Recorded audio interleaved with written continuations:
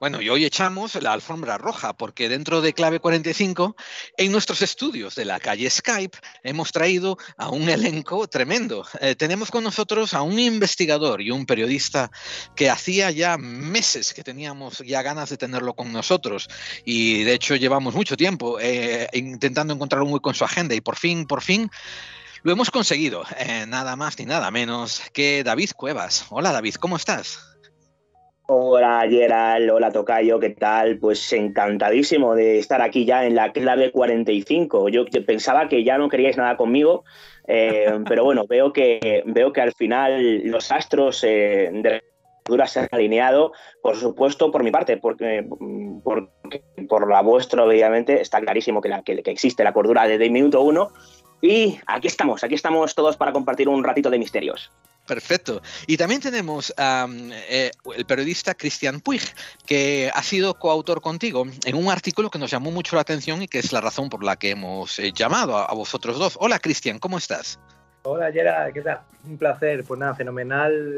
Encantado de conoceros. La verdad que no habíamos tenido el placer todavía de coincidir, así que fenomenal. Sí, esperemos que sea el primer encuentro que tenemos de muchos productivos que tendremos en el futuro.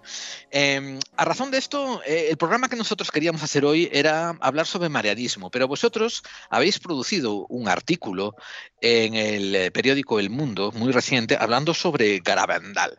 Y estábamos pensando qué tal si aprovechamos que el material está fresco para tocar en ese tema en particular, en las apariciones marianas de Garabandal. Y de ahí ver a dónde nos lleva esta temática. Voy a aclarar una cosa. Yo soy un tremendamente interesado en el fenómeno del marianismo, de las apariciones marianas, pero tengo que admitir que mi interés es completamente desde los ángulos forteanos, desde los ángulos extraños, ¿no? Que la gente deja de lado, no tanto como una aparición religiosa, digámoslo así. Pero vosotros, por lo que he estado mirando en vuestro artículo, que se lo aconsejo a todo el mundo, está en la página del diario El Mundo, en la página web, un artículo fenomenal donde cubrís las aristas humanas, sociológicas, narráis los eventos de lo que ocurrió y vamos, que vosotros también estáis muy permeados, ¿verdad? ¿Qué os llamó la atención de este caso en particular y por qué lo resucitasteis en este artículo? Bueno, a ver, estamos hablando de un caso clásico, ¿no? Que tanto Cristian como yo crecimos con él. Yo me recuerdo de adolescente viendo esas imágenes en blanco y negro de esas niñas rezando el rosario al unísono con una voz casi que robótica, debido también a la calidad del audio de la época. Hablamos de unas apariciones que tuvieron lugar originalmente entre junio y julio del año 1960. Las primeras de ellas, luego estuvieron hasta el año 65. Y esas imágenes de esas niñas rezando, subiendo por caminos escarpados, digamos, de espaldas, la verdad es que me impresionaron mucho y desde entonces se convirtió automáticamente en mi aparición mariana preferida, al menos en lo que respecta a la historia de España, ¿no? Y bueno, pues el caso es que hablando con Cristian hace cosa de un año, nos planteamos la pequeña locura de intentar localizar a una de las niñas, ya obviamente no tan niña, tiene 72 años, que la única que permaneció en España, porque tanto Conchita, así como Jacinta y Mariloli se fueron hacia donde estáis vosotros, se fueron hacia las Américas, que es donde más proyección mediática tuvo esta historia. La única que se quedó fue Maricruz, que es a la que pretendíamos localizar. Y bueno, pues después de muchas gestiones, finalmente conseguimos localizarla y lo más importante, conseguimos entrevistarla. Demos un paso atrás en el tiempo para poner a la audiencia en contexto de todo esto. ¿Podéis contaros un poquito la trayectoria de las apariciones de Garabandal? Hablado de, como ya dijisteis, un poquito el contexto no histórico de los años, pero seamos más precisos, porque esto no fue unas apariciones como, por ejemplo, ¿no? Las de Fátima o las de Lourdes, donde ocurrieron una vez o dos veces o tres veces, ¿no? Esto fue un fenómeno que ocurrió a lo largo de años. Fue en una región de España en concreta, ¿no? Y fue en un contexto cultural y también hubo una serie de sucesos. ¿Podéis darle las mayores cantidades de pinceladas posibles para la audiencia que no esté familiarizada, ¿no? con el fenómeno de Garabandal para que así entiendan la relevancia? ¿Cristian? Sí, claro, es que al no vernos me resulta complicado. Yo no estoy acostumbrado como David a la radio, yo soy más de vernos cara a cara, así que bueno, ya que me dais paso, pues aprovecho para entrar. Nada, pues comentar que las apariciones de Garabandal, como bien has dicho, no fue algo fortuito o algo que pasó una vez, ¿no? Que en principio sí hubo la aparición del ángel San Gabriel, a lo que denominarán posteriormente el ángel San Gabriel, luego se apareció la Virgen y luego durante un periodo de unos cuantos años, digamos que estas niñas, las 4 niñas que se encontraban robando manzanas la primera vez cuando se le apareció el ángel, pues entraban en un supuesto trance, las 4 a la vez estuvieran o se encontraran donde se encontraran, y iban corriendo, se juntaban y de repente pues veían a la Virgen, la cual les dejó un par de mensajes, ¿no? Digamos, a lo largo de los años. Eso fue un poco lo que pasó y por eso hay tantos vídeos y hay tantas imágenes, porque fueron numerosos los trances que vivieron estas niñas, ¿no? Y claro, eso se popularizó, la gente, sobre todo de Estados Unidos, empezó a viajar a ese pequeño pueblo, a Garabandal, y digamos que aquello pues se les fue un poco de las manos a las niñas, a la iglesia y a todos, ¿no? Porque no se esperaban esa repercusión mediática y de personas que acudieron al lugar a ver qué estaba pasando realmente. Sí, hay que añadir que lo que originalmente vieron las 4 niñas el 18 de junio del pasado año 1961, ahora se cumple el 60 aniversario, ¿no? Que es quizá el motivo por el que el mundo se ha animado a publicar esta historia, entre otras cosas. Lo primero que ellas vieron no fue a la Virgen, fue a lo que denominaron como el Arcángel San Miguel, una especie de ángel de cara muy guapa, juvenil, con una especie de túnica, y que bueno, que no les dio ningún mensaje como tal, se les apareció, quedaron muy impactadas, lo empezaron a contar en el pueblo. Luego hay quien dice, por seguir la cronología, que al día siguiente tuvieron una suerte de aviso en el pueblo, un aviso casi que telepático, hay diferentes versiones, pero lo que oficialmente se sabe es que pues 2 semanas después, justo 2 semanas después, el 2 de julio de ese mismo año 61, vieron aparentemente vieron a la Virgen, ¿no? Con, bueno, pues la típica Virgen un poco de Murillo, ¿no? O sea, Virgen arquetípica, ¿no? Una Virgen con un manto blanco, también azul, con cara adolescente, muy fina, una cara muy guapa. Bueno, la verdad es que un tanto estándar. En esta hay que reconocer que en lo que respecta a las apariciones de Garabandal, si nos atenemos a las declaraciones originales y que se han mantenido, no en todos los niñas ahora mayores, que es un tema que podemos ahondar más adelante, pero sí en la mayoría de ellas, coinciden con los elementos arquetípicos puramente religiosos, apostólicos o romanos de la típica Virgen, o en este caso el típico arcángel. Originalmente creían que podía ser la Virgen del Carmen, luego pues finalmente viró a la Virgen María. Y bueno, es curioso que hay webs especializadas en Garabandal que hablan de cerca de 2000 éxtasis de las niñas, que a mí particularmente me parece una barbaridad. Imagino que había como una cuarta parte, pero aún así siguen siendo muchísimos. Pero solamente hubo 2 mensajes, aparentes mensajes de la Virgen. Uno tuvo lugar en octubre del 61 y el último solamente lo recibió Conchita, porque aparentemente las 4 niñas entraban en trance a la vez y recibían esas visiones a la vez, pero en el año 65 solamente Conchita recibe el segundo y último mensaje, un mensaje especialmente crítico con, digamos, que las élites eclesiásticas, que es una cosa muy interesante y que rompe quizá uno de los grandes tópicos de las apariciones marianas, cuando la Iglesia se mete de por medio, sobre todo en ciertas épocas, y cuando se hace de alguna manera o parasita la propia aparición mariana. Pero creo que también había sido crítico, puede ser, si no me equivoco, en Lourdes, o sea, en Lourdes no, en la otra, en la de Portugal, también había algún mensaje así un poco crítico contra la Iglesia, ¿no? O sea, que no solamente en este caso, yo creo que lo he oído en alguna otra más, ¿puede ser? Sí, es probable. Se ha repetido en algunos. En el caso de Fátima creo que hubo más mensajes, si mal no recuerdo. Pero sí, es verdad que de hecho hay varios paralelismos muy interesantes entre Fátima y Garabandal.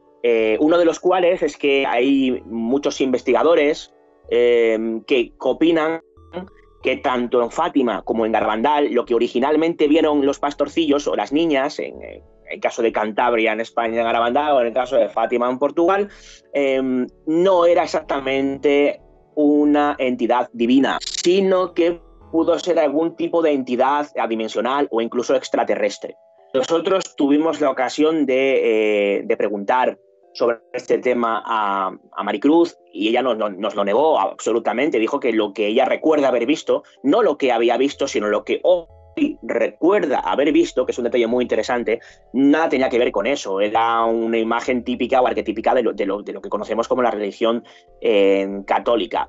Aunque haya otros investigadores que hayan seguido los pasos de Joaquín o de Fina de Armada, cuando pretendían, bueno, pues ver una especie de lado forteano extraterrestre en la aparición original. Es verdad que hay ciertos paralelismos, es verdad, entre Fátima y Garabandal. De hecho, hay una anécdota muy curiosa, y es que Conchita ya no viaja, ya no va por Garabandal, por lo que sea, desde hace unos años, no he conseguido averiguar todavía los motivos, ya no se desplaza a su pueblo natal, ¿no? En cambio, se ha comprado una casa en Fátima y allí veranea todos los veranos. O sea que sigue siendo, digamos, aférrima, ¿no?, a la Virgen y sigue, pero no a la de Garabandal, curiosamente, sino a Fátima, ¿no? O sea, que sigue siendo Virgen fan girl, pero solamente que de diferente denominación de virgen, ¿no? Yo esta manía de que anden, por ejemplo, que eso también lo he visto en lo de Fátima, ¿no? Que andan las niñas hacia atrás. Yo no sé si también es típico de otras apariciones marianas o solo pasa en Fátima y aquí, en Garabandal. Pues le preguntamos a Maricruz precisamente por esto, y la respuesta, la verdad, que nos dejó un poco perplejos tanto a David como a mí, ¿no? Porque ella le quitaba continuamente hierro a todo este asunto de la fenomenología paranormal que envuelve un poco a las apariciones marianas de Garabandal. Entonces, al preguntarle sobre esta cuestión, nos respondió: pues no es tan raro, con estas palabras, no es tan raro porque nosotras estábamos acostumbradas a andar por ahí por el monte y eso lo hacíamos mucho para jugar, ¿no?, por decirlo así. Ellas andaban así andando para atrás como algo normal o como un juego de niñas, más bien. Pero vamos, Cristian, eso es un dato tremendo, ¿eh? Sí, uno de tantos. Yeah. Uno de tantos. A ver, permitidme un segundito. Repito que vosotros, o sea, vosotros dos como periodistas que habéis investigado el caso estáis muy puestos, pero mucha gente de la audiencia, tenemos audiencia americana, tenemos audiencia de Sudamérica que no está tan puesto sobre el caso. Una vez que ocurre el primer contacto de las niñas con la supuesta Virgen María, pues como habéis dicho vosotros, ¿verdad? Empiezan a entrar en momentos de éxtasis, donde empiezan como que ellas están presenciando algo que no está a la vista del resto de la población, ¿verdad? Cristian. Sí, claro. Ellas en principio entran en éxtasis, ¿no?, se supone, y es por lo que ellas ven estas apariciones. Únicamente las ven ellas. Toda la gente que hay alrededor no ve absolutamente nada más que lo que ellas cuentan o están diciendo que está sucediendo, ¿no? Por lo tanto, por eso se las considera videntes, las videntes de Garabandal, testigos, ¿no? Porque testigos había muchos, pero ellas eran las videntes precisamente porque decían poder ver a la Virgen o al ángel. Y esas visiones testimoniales de ver a la Virgen o al ángel, eso fueron muy pocas, ¿verdad? ¿O si continuaron transcurriendo por esos 4 años? No, fueron muy numerosas. Es muy numerosas. Lo que comentaba David, ¿no? Esos trances, esas apariciones que fueron sucediendo a lo largo de los años en ocasiones. Pero ¿me podéis clarificar una cosa? ¿Me podéis aclarar una cosa? Esos 2000 éxtasis de los que ellas hablan que entraron, ¿eran porque estaban en presencia de esa divinidad o era simplemente un estado alterado de conciencia sin necesidad de tener presencia de esa entidad? Vale, yo por lo que hablé con Maricruz, lo que me quedó claro es que a la Virgen no me quedó claro que vieran a la Virgen, por decirlo así, pero bueno, que por lo que ella manifiesta, que sí, que había ciertos trances, pero no por ello, claro, estaban continuamente viendo a la Virgen. Sí que la vieron en numerosas ocasiones y al ángel y les dio varios mensajes, pero no era cada vez, entiendo que se le manifestaba cada vez que entraban en trance, porque bueno, sucedían otras cosas, ¿no? Como que cuentan historias, mucha gente cuenta que les daban a lo mejor, bueno, imaginaos, ¿no? Ahí había numerosas personas, pues a lo mejor les daban a las niñas una estampita para que la besaran y la devolvieran, y ellas en trance, ¿no? Mirando al cielo, pues volvían a dar esas estampitas a la persona que original que le había dejado, pues eso, lo que hubiera dejado para que lo bendiciera, ¿no? Son muchas historias que cuenta, eso no nos lo contó Maricruz directamente, ¿no? Esto se cuenta, pues, distintos testigos que estuvieron en la zona, en los vídeos de YouTube, en la documentación, todo esto está. Pero Maricruz no cuenta nada de esto. Pero bueno, eso, si queréis, entramos más adelante en lo que cuenta Maricruz, que es el meollo de la cuestión, ¿no? Pero bueno, respecto a tu pregunta, sí, no, sí. a la Virgen cada vez que entraran en trance. Eso es interesante por el ángulo que David Santiso muchas veces habla conmigo. Yo le digo que a veces hay que dejar abierto el fenómeno forteano y los agentes externos como una variable a la hora de ponderar estas cosas, mientras que él siempre está más enfocado en la capacidad de la mente, de los estados alterados de conciencia. Gerald, ¿verdad? Es que el tema es que la pregunta que hiciste, hay vídeos, hay muchísimo material audiovisual que es fascinante, aunque sea en blanco y negro. Entonces, cuando tú la ves que ya entran en éxtasis o entran en esa... como que de repente levantan la cabeza hacia arriba y es que ven la Virgen y es como si la dirigieran. Incluso cuando ves las imágenes que van por el pueblo hacia atrás, ellas están mirando hacia arriba, todas felices, como iluminadas, como una fascinación que las está guiando, y van caminando hacia atrás o se arrodillan y están mirando hacia atrás y de pronto se caen y tal. Y si es ese estado de conciencia, pero como si las estuvieran guiando. O sea, es lo alucinante del caso, que sobre todo que hay mucho material audiovisual. Sí, señores. Y quiero preguntarle a David Cuevas, ¿no?, si nos puede hacer una breve recapitulación de la fenomenología que ocurre en esos 4 años. Me refiero, habéis mencionado caminar hacia atrás. ¿Puedes darme, y déjame darte solamente un contexto, David Cuevas? He oído de caminar hacia atrás, he oído de andar de rodillas sin hacerse daño en la piel, he oído de que a gente le hacía pruebas como intentar quemarlas y no se quemaban. ¿Puedes hacernos una pequeña recapitulación sobre las diferentes muestras que ellas decían dar, ¿no?, sobre ese estado alterado de conciencia? Sí. A ver, aparte de las visiones del ángel y el ángel, que yo sepa solamente lo ve una sola vez, y luego la Virgen en varias ocasiones, ellas, ya he citado algunos de ellos, ¿no? Fenómenos que llaman la atención. Por ejemplo, el hecho de que ellas, ya lo hemos contado, ¿no?, caminaran hacia atrás por ciertos caminos pedregosos, algo que llama mucho la atención, como unas niñas, pobres niñas, van a andar para atrás sin mirar por una montaña pedregosa, que si lo hago yo 2 metros, pies para que os quiero, llamar a ambulancia, que cómo era posible. Eso, obviamente, para mucha gente es algo sobrenatural. Interesante que la propia Maricruz respecto nos cuenta que no tenía nada de sobrenatural, porque antes de entrar en esos éxtasis para aparentemente ver a entidades celestiales, ya hacían esos caminos y jugaban a hacer eso precisamente de forma habitual, ¿no? Eso por un lado. Otra de las cosas que se han comentado, y bueno, ya ha comentado Cristian lo del fenómeno de las estampitas o de ciertos enseres que eran bendecidos y que aparentemente se repartían de forma, digamos, muy tenaz a las personas que se las habían dado previamente. Otro de los fenómenos es la presunta comunión mística. Hay un momento en el que, de hecho está grabado en uno de los vídeos, en el que aparentemente Conchita recibe la hostia consagrada de la propia Virgen, ¿no? Y aparece materializándose aparentemente la hostia, y hay una afirmación de ello, ¿no? Se habló en su día, hay quien dijo que se las vio horas antes entrando a escondidas en la sacristía y se las acusó quizá de haber robado esas hostias consagradas. Nosotros en la entrevista le preguntamos sobre esto. Esto no aparece en el mundo, porque en el mundo tuvimos que resumir mucho la historia, saldrá ampliada los próximos meses, después de verano. Una de las cosas que le preguntamos era por ese tema, ese presunto robo de las hostias, que podría explicar ese fenómeno. Y Maricruz nos dijo que en absoluto, que no se podía entrar en la sacristía, que aquello siempre estaba cerrado y que eso no había sido así, ¿no? Más fenómenos, por ejemplo. Bueno, pues ellas, aparte de los éxtasis, decían, bueno, pues recibir una suerte de aparentes mensajes de los propios entes celestiales. llama la atención, como decía, que hay muchos éxtasis, pero solamente 2 mensajes, ¿no? Y que el segundo es crítico en una de sus partes con la Iglesia. Los mensajes son muy catastrofistas, no tienen nada de nuevo, sinceramente no son especialmente originales comparándolo con otros mensajes de apariciones pues similares, ¿no?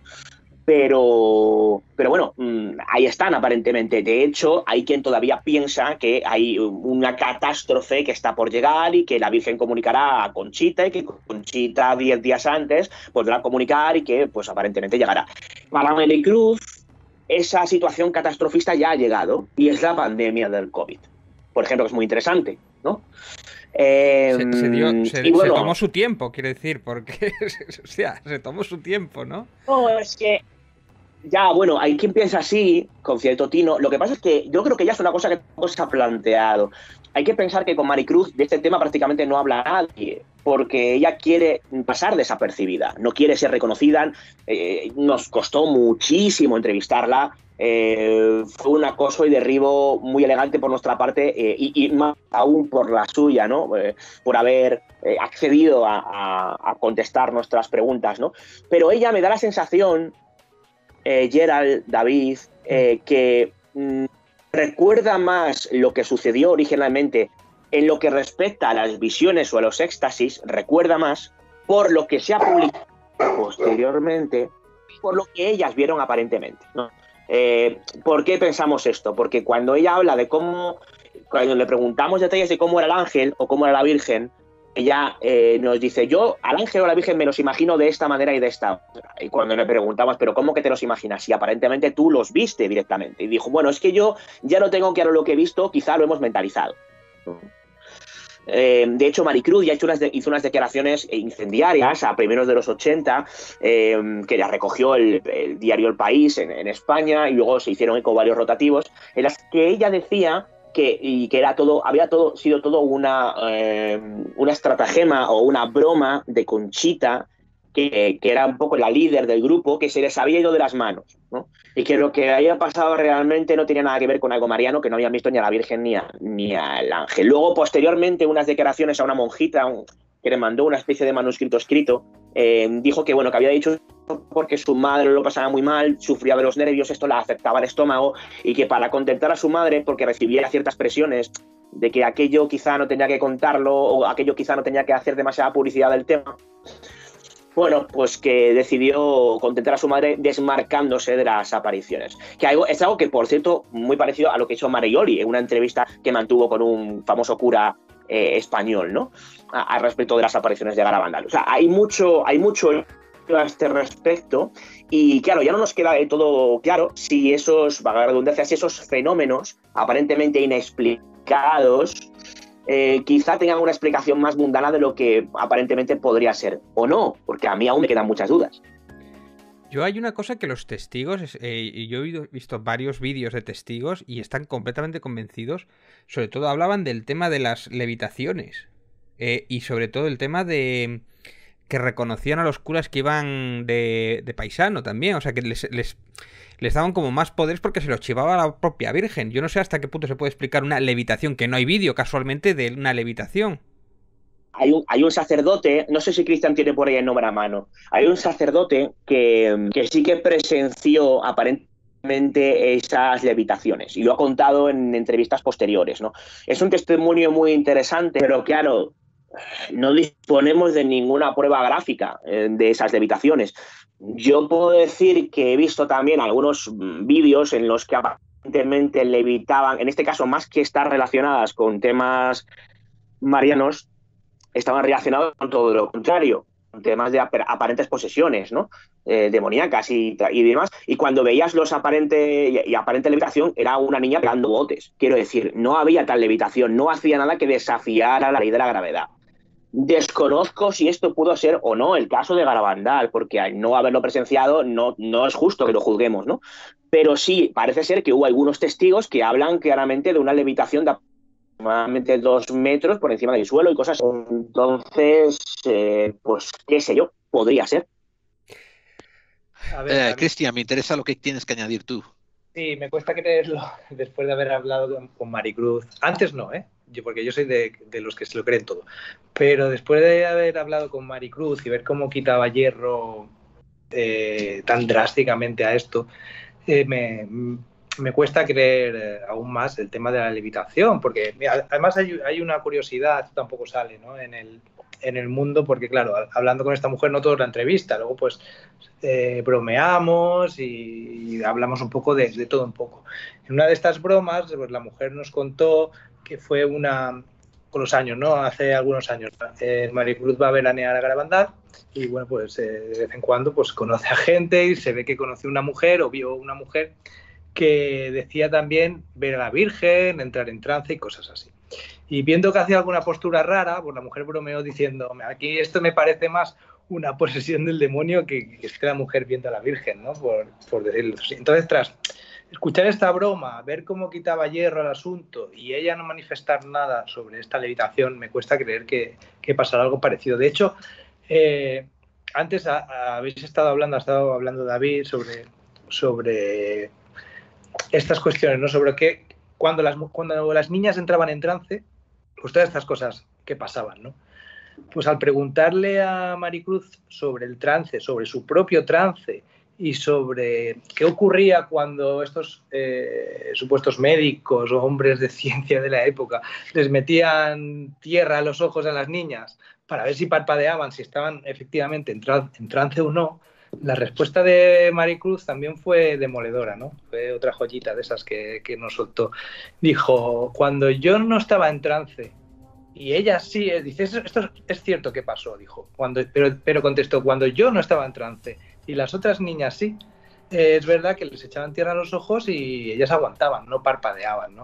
Entonces, claro, ahí David y yo también nos quedamos un poco diciendo, ¿cómo que cuando tú no estabas en trance y las otras niñas? Sí, se supone que entrabais todas en trance a la vez y todas os sucedía lo mismo, ¿no? Y no parecía como si ella se hubiera un poco acoplado a ese movimiento de esas otras niñas. También no olvidemos que Maricruz tenía 11 años y las otras niñas tenían 12, ¿no? Entonces, me dio a entender, esto no lo dijo ella, esto ya es una percepción mía, me dio a entender que ella un poco se acopló a lo que hacían los demás y sobre todo a lo que hacía Conchita, que era su mentora, por decirlo así, y según sus palabras, la persona a la que ella se sentía muy arropada, ¿no? O sea, hacía todo lo que decía Conchita. Entonces, claro, esto explicaría también muchos trances que supuestamente no fueron tal. Yo quiero hacer un comentario para la audiencia que no conoce muy bien la composición de la sociedad española. Que entiendan, por favor, ¿no?, que en 1961, esto en Garabandal, que estaba considerada de aquella una zona rural, esto estamos hablando de una España que todavía estaba en desarrollo, que muchos familiares todavía habían vivido, o sea, las niñas con 12 años habían vivido posguerra, porque habrían nacido en los años 50 y eso hubiera pillado todavía posguerra y reconstrucción civil y hambre, vamos, básicamente lo que estoy diciendo, ¿no?, que eran unos medios muy escasos. Y por otra parte, no olvidemos que la composición social de España en estos años 60 es de nacionalcatolicismo. Quiero decir, hay una dirección y no hay pluralidad de religión, o sea, todo el mundo a misa y católico y punto, ¿no? Entonces, el hecho de que ellas entraran en o sea, que ellas vivieran estas circunstancias, las hace algo así como unos rock stars, unas estrellas mediáticas tremendas para esos años. Y vamos, tiene que ser una situación muy interesante que vosotros, he notado en vuestro artículo que incluso analizáis con muy tenues pinceladas, pero diciendo, creo que a alguna de ellas se le escapó diciendo que disfrutaron de la atención mediática, ¿verdad? Sí, efectivamente. Nosotros estamos muy interesados en dar cierta pincelada actual, ¿no?, a la historia. Entonces le preguntamos sobre si Maricruz mantenía relación con el resto de ellas, de sus compañeras. Ella nos dijo que no la mantenía. Le preguntamos si le gustaría y dijo que tampoco, que estaba muy bien como estaba, aunque bueno, no le importaría coincidir con alguna, pero en fin, no lo tenía nada claro. Y también le preguntamos precisamente sobre el hecho de que si ella iba a Garabandal de forma habitual, con los peregrinos, Y nos dijo que solía ir todos los veranos, pero que intentaba no hablar con ellos, que a uno le reconocía, le preguntaba, pero que ella no quería hablar del tema. Ella quería evadirse de la historia, lo cual no deja de ser curioso teniendo en cuenta que estaba en Vandal, ¿no? Es normal que si alguien le reconoce le pregunte al respecto, ¿no? Pero así fue. De hecho, bueno, ya nos contaba que tenía muy buena relación con Conchita, de joven, era con la que más relación tenía, pero que no han mantenido ningún tipo de contacto. De hecho, Maricruz, desde que hiciera esas declaraciones tan potentes de los 80 que antes comentaba, negando de alguna manera las apariciones, pues digamos que tampoco se hizo especialmente popular entre sus compañeras, que se fueron a hacer las Américas, donde hay digamos, una sociedad, una asociación sin aparente ánimo de lucro, llamado el Garabandal Center, que solo en Estados Unidos tenía en los años 70 400 delegaciones, ¿no? Y no solamente en Estados Unidos, sino por toda Europa y por otros tantos continentes, ¿no? En el artículo que lo citamos. Entonces,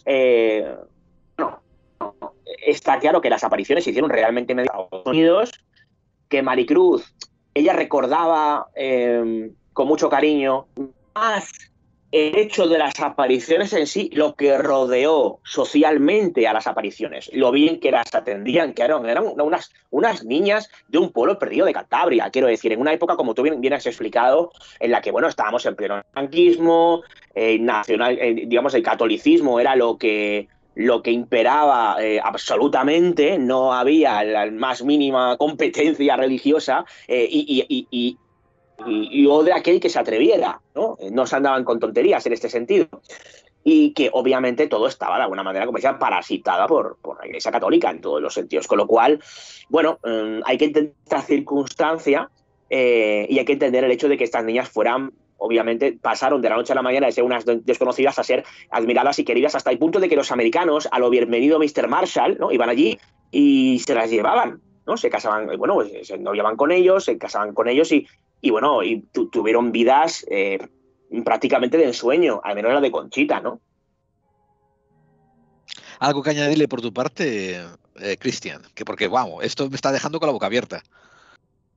No, la verdad que David lo ha explicado muy bien, ¿no? Lo que pasó con no solo con las niñas, ¿no? Con el pueblo entero, que de ser un pueblo con muy pocos habitantes, un pueblo totalmente rural de la posguerra, ¿no? Como bien has dicho, donde no habría ni televisión, donde lo único que se hacía era ir a misa y trabajar en el campo, de repente a verse con el pueblo totalmente desbordado de personas, no solo de españoles, sino de multitud de países, pero concretamente de estadounidenses, que terminaron comprando muchas propiedades allí, e incluso terminaron llevándose a las niñas. La única que se quedó en España fue las otras 3 se las llevaron a Estados Unidos. ¿Cómo se llamaba este señor que era ciego, que era uno de los principales impulsores? No me acuerdo ahora cómo se llamaba, que pedía el milagro y tal, a ver si le devolvían la vista y el olfato. Y por lo que sea solo devolvió el olfato. Joy Lomangino, no sé si es Lomangino, no sé cómo se pronuncia. Sí, es una figura súper interesante. Él es un ultraconservador que aparece en Garabandal en el año 60 y que, bueno, es un auténtico apasionado de las apariciones, hasta el punto de que la propia Conchita le dice que la Virgen va a interceder por él y que cuando llegue el milagro que estaba por llegar, el hombre pues volvería a ver, ¿no? Él, pues, auspiciado por el fervor de dichas apariciones, ¿no? Y también yo sospecho que por la fe en que este hombre pudiera ver de nuevo, funda el Garabandal Center, es el fundador del Garabandal Center, ¿no? Que tenía sede en Long Island. Y es una historia muy interesante y a la par yo considero que muy triste, ¿no? Porque este señor, pensando que la Virgen le daría vista, si vivía pensando que por fin podría ver gracias a la intercesión de la Madre de Dios, y al final este señor murió ciego, ¿no? Quiero decir, bueno, es una de estas cosas que son habituales que sucedan, que en ocasiones son mucho más graves, personas que van con enfermedades terminales. Yo he tenido ocasión de ver algunos casos, ¿no? Cuando he ido a Lourdes, cuando he ido a Fátima, ¿no? Que es algo que sociológicamente desgarrador absolutamente y que forma parte también, ¿no? de la génesis precisamente de esos movimientos aparicionistas que casi que tienen o que genera más interés periodísticamente hablando por lo que de ellos acaban derivándose que por visiones que originalmente de manera sobrenatural tienen normalmente siempre son niños, ¿no? Y de hecho hay algún asunto al respecto que creo que os va a gustar y que si queréis luego comentamos. Hay un quinto testigo que a mí me interesa mucho, me hace, bueno, iba a decir que me hace mucha gracia, pero hay un quinto testigo que dice milagro, milagro, pero contar qué es lo que le pasa a ese pobre hombre que es un cura que estaba allí también siendo testigo de aquello. No sé si es algo que me explicó. El cura este que dice milagro, milagro. Sí, bueno, hubo varios de estos, ¿eh? ¿Te refieres a este pobre que acabó muriendo, ¿no? En un accidente de coche. Efectivamente, que llega... Es que yo me parece todo como... Decimos que es la Virgen, pero alguien que va hacia atrás, que levita, de repente dice que alguien se muere, que no sé qué, también puede decir que es muy satánico, muy luciferino, ¿no? O sea, dice milagro, milagro y justo la palma, que en Fátima también tiene algo parecido. También dice que coge a 3 niños y se mueren 2 de ellos al poco, ¿no? Es como, joder con esta Virgen, ¿no? Con perdón, si es blasfemia. Contarlo. Claro, pero hay que tener cuidado con esto, ¿no? Porque es muy activa la historia, obviamente, y es lógico que se destaque, periodísticamente hablando yo lo haría. Pero claro, si estamos hablando de peregrinaciones de miles de personas, millones de ellas a lo largo de los años, sobre todo en lugares aparicionistas como Fátima, como Lourdes. Yo estuve en el centenario de las apariciones de Lourdes hace 3 años, ¿no? Y bueno, era prácticamente imposible moverse por la plaza y es una especialmente pequeña de la gran cantidad de las miles y miles de personas que había allí, ¿no? Quiero decir, van tantísimas personas que con que una misma diga, oh, milagro, oh, veo algo, por una cuestión que puede ser puramente sugestiva y le pase, es decir, a uno de siempre tiene que pasar algo por estadística, básicamente, ¿no? Quiero decir, o uno, no tengo aquí la estadística delante, me la acabo de inventar, pero para que se me entienda. Cuando hay un gran núcleo, ¿no? O cúmulo de personas que van a un lugar y ese cúmulo de personas no solamente es hablamos de miles de personas, sino incluso de cientos de miles de ellas, hay historias trágicas a ese respecto, sobre todo cuando son personas que van fervientemente allí y algunas de ellas que ya padecen la enfermedad, ¿no? Propiamente dicho. Creo que era el padre Luis María Andreu, justo, que era un jesuita que se murió cuando dice milagro, milagro, se monta en el coche, se va al pueblo de al lado y se muere en el coche, ¿no? Sí, se mata en el coche. Pero bueno, que no era un... bueno, no deja de ser alguien que estaba como allí investigando, no sé qué. Bueno, que es alguien que se suele recordar en los documentales que he visto, tal. Es una de las cosas que se suele contar. Bueno, no sé. Que cuidado con lo que vemos, sí. Ha habido muchas casualidades. David, tú lo que sugieres es que aquí pasa como en la película Ruega por nosotros, ¿no? No sé si la habéis visto. No la he visto. La tendré que apuntar. No os voy a contar de qué va, pero porque si no haría spoiler, pero echarle un vistazo, porque van un poco los tiros por donde tú quieres apuntar desde hace un rato. Ahí bueno, lo dejo. Sí. Bueno, yo quería decir que lo de Fátima, precisamente, le dice a los niños, son 3 niños que se les encuentra, y dice, 2 de vosotros vais a durar poco. Y efectivamente, la gripe española se los lleva por delante. Y yo, jolín, pues la Virgen, vaya, podía hacer algo para que no ocurriera eso. Pero bueno, es como, hostia, esta Virgen no sé yo si la quiero, ¿eh? Oye, ya que David Santiso abrió el melón de comparativas, ¿os importa si hacemos una breve comparativa entre las 3 apariciones marianas de Fátima, Garabandal y Lourdes y para ver qué puntos hay en común? Mirad, voy a empezar yo, y esto no implica que estéis muy duchos en ellos o no, pero por lo menos corregidme si meto la pata en alguna de estas comparativas, ¿no? Por ejemplo, entre Garabandal y Fátima está el hecho de que la Virgen se aparece a niños. Claro, diferentes edades, pero sí a niños, ¿no? Mientras que en Lourdes también se aparece... Casi todas las apariciones. Eso pasa en casi todas las apariciones marianas, no solamente en estas. Es un poco la única. En España tenemos montones de ellas y prácticamente en todas empezaron con niños. ¿Y la de Lourdes también empezó con niños? Claro, bueno, Bernadette Soubirous era una niña, quiero decir. Exactamente. ¿No? Para hacer una comparativa, extendiéndolo más allá del top 3, ¿no? Que comentabais de Lourdes, Fátima, Garabandal, hay una circunstancia que a mí se me quedó grabada, que la recogió el investigador, ufólogo gallego Marcelino Requejo, y es que él cuenta como un grupo de personas van a pasar un día en el campo y de repente ven algo extraño, ¿vale? Y se dan cuenta de que hay una especie de luminosidad, si mal no recuerdo, lo estoy contando de memoria, ¿eh? Lo interesante no es lo que vieron, sino el mensaje que reciben. Algo muy parecido a lo que se ve o se contempla en este tipo de apariciones marianas originalmente. Y entonces según ellos, o sea, presunta o aparente virgen, suelta un mensaje de 2 palabras, ¿no? Y ese mensaje es venid, niños, ¿vale?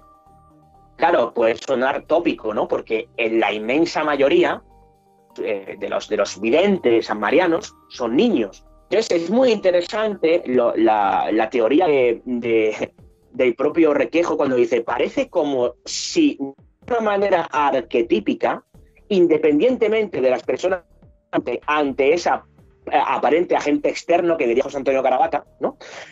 Se repitiera el mensaje como si fuera un disco rayado, como fuera un speech que tiene que repetirse, ¿no? Es muy interesante esto, porque parece como que hay una serie de paralelismos entre las apariciones marianas, principalmente, insisto, que la mayor parte de las veces es visto por niños normalmente de una cultura, vamos a decir, discreta, ¿no? En lugares de campo apartados, no se suele ver apariciones marianas en lugares muy poblados por parte de personas con, digamos, un bagaje intelectual alto, ¿no? Que puede haber alguno, característica, pero de media normalmente no es así, ¿no? Entonces, es cuando menos curioso contar de hacer comparativas forteanas. Oye, otra comparación muy importante que me parece es que en Fátima y en Garabandal también es el mensaje anticomunista por parte de la Virgen, que a mí eso me rompe completamente. No sé si en Lourdes también pasaba eso. Bueno, yo matizaría, David Santiso, que antes de hablar de la naturaleza del mensaje, en las apariciones marianas que hemos mencionado, Garabandal, Fátima, Lourdes, hay mensaje. Para empezar, ¿no? La meta idea, el concepto es que dan mensajes. Ahora, como dices tú, ¿no? 2 de ellos, la naturaleza es bastante anticomunista. Eso es curioso. Me viene a la mente también Voronezh. Voronezh, por ejemplo, no hubo mensaje, ¿o sí? Bueno, pero es que Voronezh, que yo sepa, no fue una aparición mariana, fue otra cosa. Y más cercano a lo terrenal que a lo sobrenatural o incluso... Uy, qué bueno, David. Pero en lo que respecta a este tipo de apariciones hay que tener también una cosa en cuenta. Quiero decir, claro, en Garabandal había un mensaje comunista. Bueno, yo no considero que sea así si leemos el mensaje literalmente. Se puedan sacar alguna interpretación que vaya en esa línea. Pero claro, estamos hablando de una época en la que si ibas en contra del régimen, digamos, fascista, poco menos que te ibas a la tren, ¿no? O a la cárcel, ¿no? Con lo cual había que tener mucho cuidado con eso. Pero, por ejemplo, eso más sangrante a este respecto pasa en el Baldar de Troya, en Sevilla, en España también, cuando todos los mensajes, aparentemente, de esas entidades celestiales son siempre de extrema derecha. Y, de hecho, a las personas que canonizan son a Franco, a Primo de Rivera, y yo no sé cuántos personajes de ideología siempre ultraconservadora. Es una cosa que sucede habitualmente cuando la mano humana entra en las apariciones. Quiero decir, cuando la Iglesia... aquello de no sé en Estados Unidos, pero en España hay un dicho muy habitual que es: con la Iglesia hemos topado, señor. Quiero decir, cuando la Iglesia se mete por medio y quiere saber si eso tiene algo de mariano o no, ya está viciando la historia. El tema de los mensajes, que lo citabais antes, claro, hay mensajes. ¿Por qué hay mensajes? ¿Porque la entidad lo transmite o porque las personas que van con mucha fe allí presionan para que estos existan? ¿Qué es lo que pasó en Garabandal?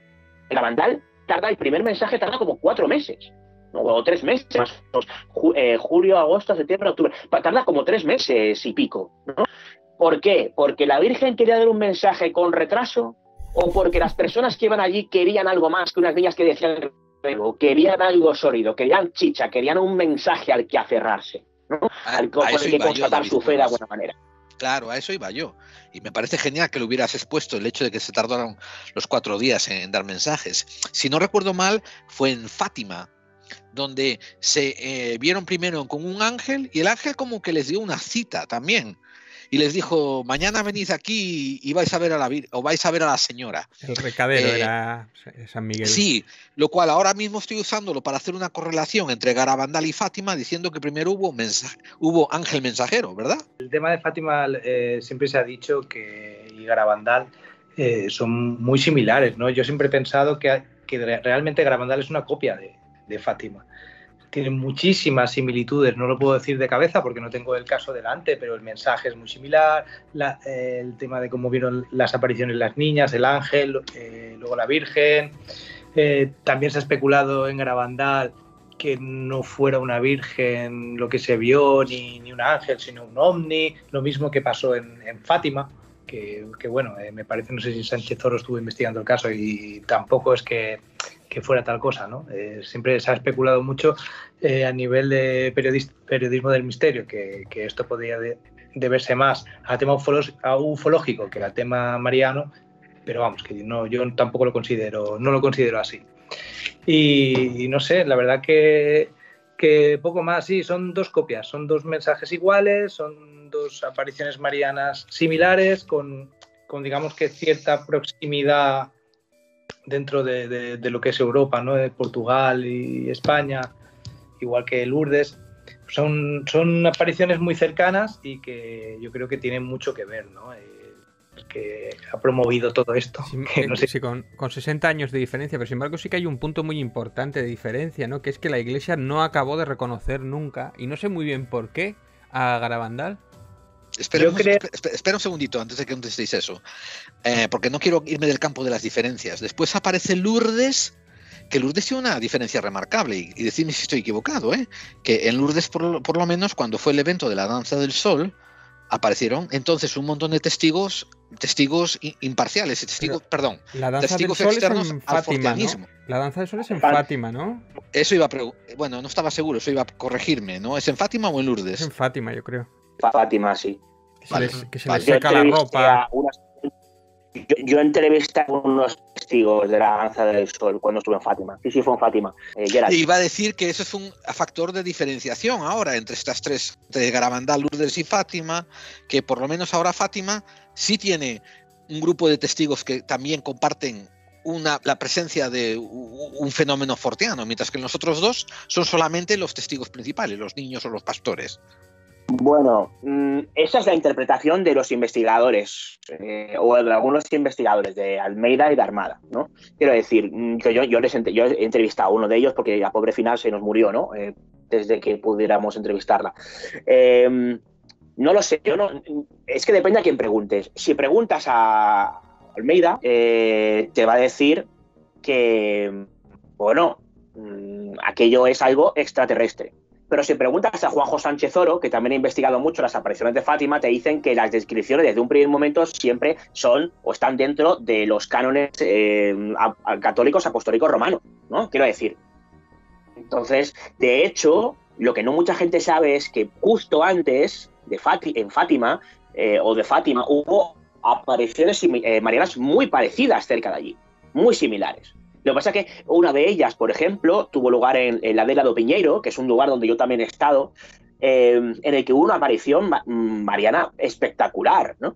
Y ha pasado absolutamente a los trazos. Y es un pueblecito que está, no sé si a unos 70 kilómetros de Fátima, y no pasa nadie por allí, ¿no? Fui con mis compañeros Lourdes Gómez y Jesús Ortega, y la verdad es que alucinamos con la historia de la Leira, ¿no? Y está a escasos kilómetros de Fátima. En Fátima había miles y miles de personas por el centenario, y en la Leira estábamos solamente nosotros, ¿no? E insisto, que es más espectacular lo que sucedió en la Leira, que no era precisamente un niño o una niña, era una persona más mayor, con estigmas realmente espectaculares, y que se silenció por de ciertas entidades eclesiásticas, según cuentan ellos, ojo, porque hacía o podía hacer sombra a Fátima. Eso es muy interesante también para que veamos el punto que la Iglesia está involucrada en algo como esto, de que sea cierto lo que cuentan en la Leira, ¿no? Pero a mí no me extrañaría nada que hubiera cierta competencia mariana, ¿no? O, digamos, por intentar el monopolio, digamos, nacional. Y Fátima tiene el monopolio nacional, digamos, de las apariciones marianas en Portugal, y en España ha habido algunas que entre las propias apariciones marianas había como pullitas, ¿no? Entre unas y otras, para prestigiarlas, ¿no? Entonces, bueno, es un tema de verdad que es súper interesante. Bueno, sí, Gerald, no, a mí me da la sensación de que en Fátima hay como una manipulación de lo que tú dices de la Iglesia, sobre todo que tenemos el testimonio de los primeros testimonios de las niñas, y cómo ese testimonio lo manipula la Iglesia para convertirlo en una aparición mariana, cuando en principio parecía más pues algo fortiano, o casi más cerca de un encuentro ovni, que no tiene nada que ver con la Virgen, pero después a raíz de que toman posesión del caso, es como que lo convierten en ese caso espiritual o ese caso de aparición mariana, ¿no? Pero no es lo que ocurre en Garabandal. que en Garabandal es al revés, es como que quieren tapar también ese caso o lo obvian, no sé muy bien por qué, ese caso no les interesa y el de Fátima sí, igual es que en 60 años han cambiado muchas cosas.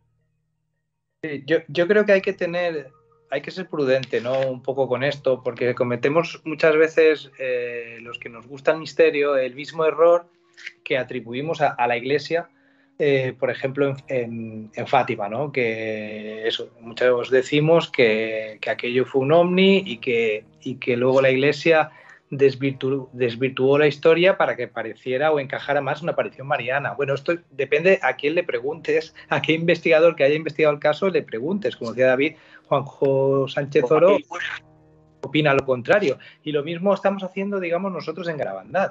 Le preguntamos a la propia vidente, a Maricruz, por este extremo, ¿no? Si podía haber pasado como en Fátima, que digamos que la descripción de la Virgen o del ángel o de lo que vieron podía asemejarse más a un caso ufológico o de otra índole. Y bueno, Maricruz se rió de nosotros, vamos, dijo, no, aquello no tenía nada que ver con tema ovni ni nada paranormal, era era todo relacionado con imágenes cristianas, por decirlo así, ¿no? ¿Qué pasa? Que mucha gente, muchos de nosotros que nos gusta el misterio, parece que queramos también hacer lo que hace la Iglesia, ¿no? Que es llevarnos a nuestro terreno un caso mariano, ¿no? Porque nos interesa más quizá decir otra cosa. Y yo creo que tanto en Fátima como en Garabandal, yo creo que lo que se vio fue parecido, ya no lo que se vio, porque yo considero que no se vio nada, sino que lo que sucedió fue parecido, y que haya habido cierta manipulación, pero siempre relacionada con la Iglesia y con imágenes cristianas, apostólicas y romanas. Nada. Otra cosa es que en Garabandal o que a testigos, aparte de lo que vieron las niñas, hayan sucedido otro tipo de fenomenología paranormal, porque esto, bueno, sucede en muchos enclaves, ¿no? Pero en lo que se refiere a las apariciones marianas, yo creo que no podemos hablar de otra cosa que no sea lo que dicen los propios testigos, ¿no? Los videntes, en este caso. Claro, pero como tenemos el testimonio en el caso de Fátima, de los primeros testimonios que había guardado el cura que estaba con ellas, los testimonios del principio no tienen nada que ver con los testimonios que dice esta señora después cuando ya se mete monja, porque ya ha habido un proceso de manipulación. No sé si estáis de acuerdo en esto. Yo no he leído los testimonios directamente, sí que he visto algún documental o algún investigador que hablaba de que esos testimonios no eran la descripción de una virgen, sino que era de una luz, que tenía una especie de escafandra o una especie de sombrero que no tiene incluso pelo y que tenía como una cosa rara en el pecho que parecían que si era el corazón sagrado de Jesús, que ya una cosa es el evento y otra la reinterpretación, que esto pasa mucho con el fenómeno ovni, claro. Es que ese es el problema, que depende quién esté interpretando lo que se dijo, lo lleva hacia un lado o hacia el otro según su conveniencia, ¿no? Entonces este es el problema, que no...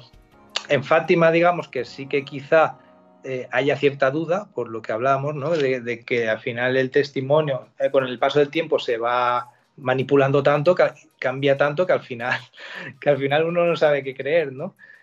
Pero en Garabandal no, en Garabandal no cambia nada el testimonio. En Garabandal es el que es, desde el principio hasta el final, y lo único que cambia, bajo mi punto de vista, es años después de haber entrevistado a Maricruz, lo que ella cree haber visto o lo que no sabe haber visto. Este es el punto interesante, ¿no?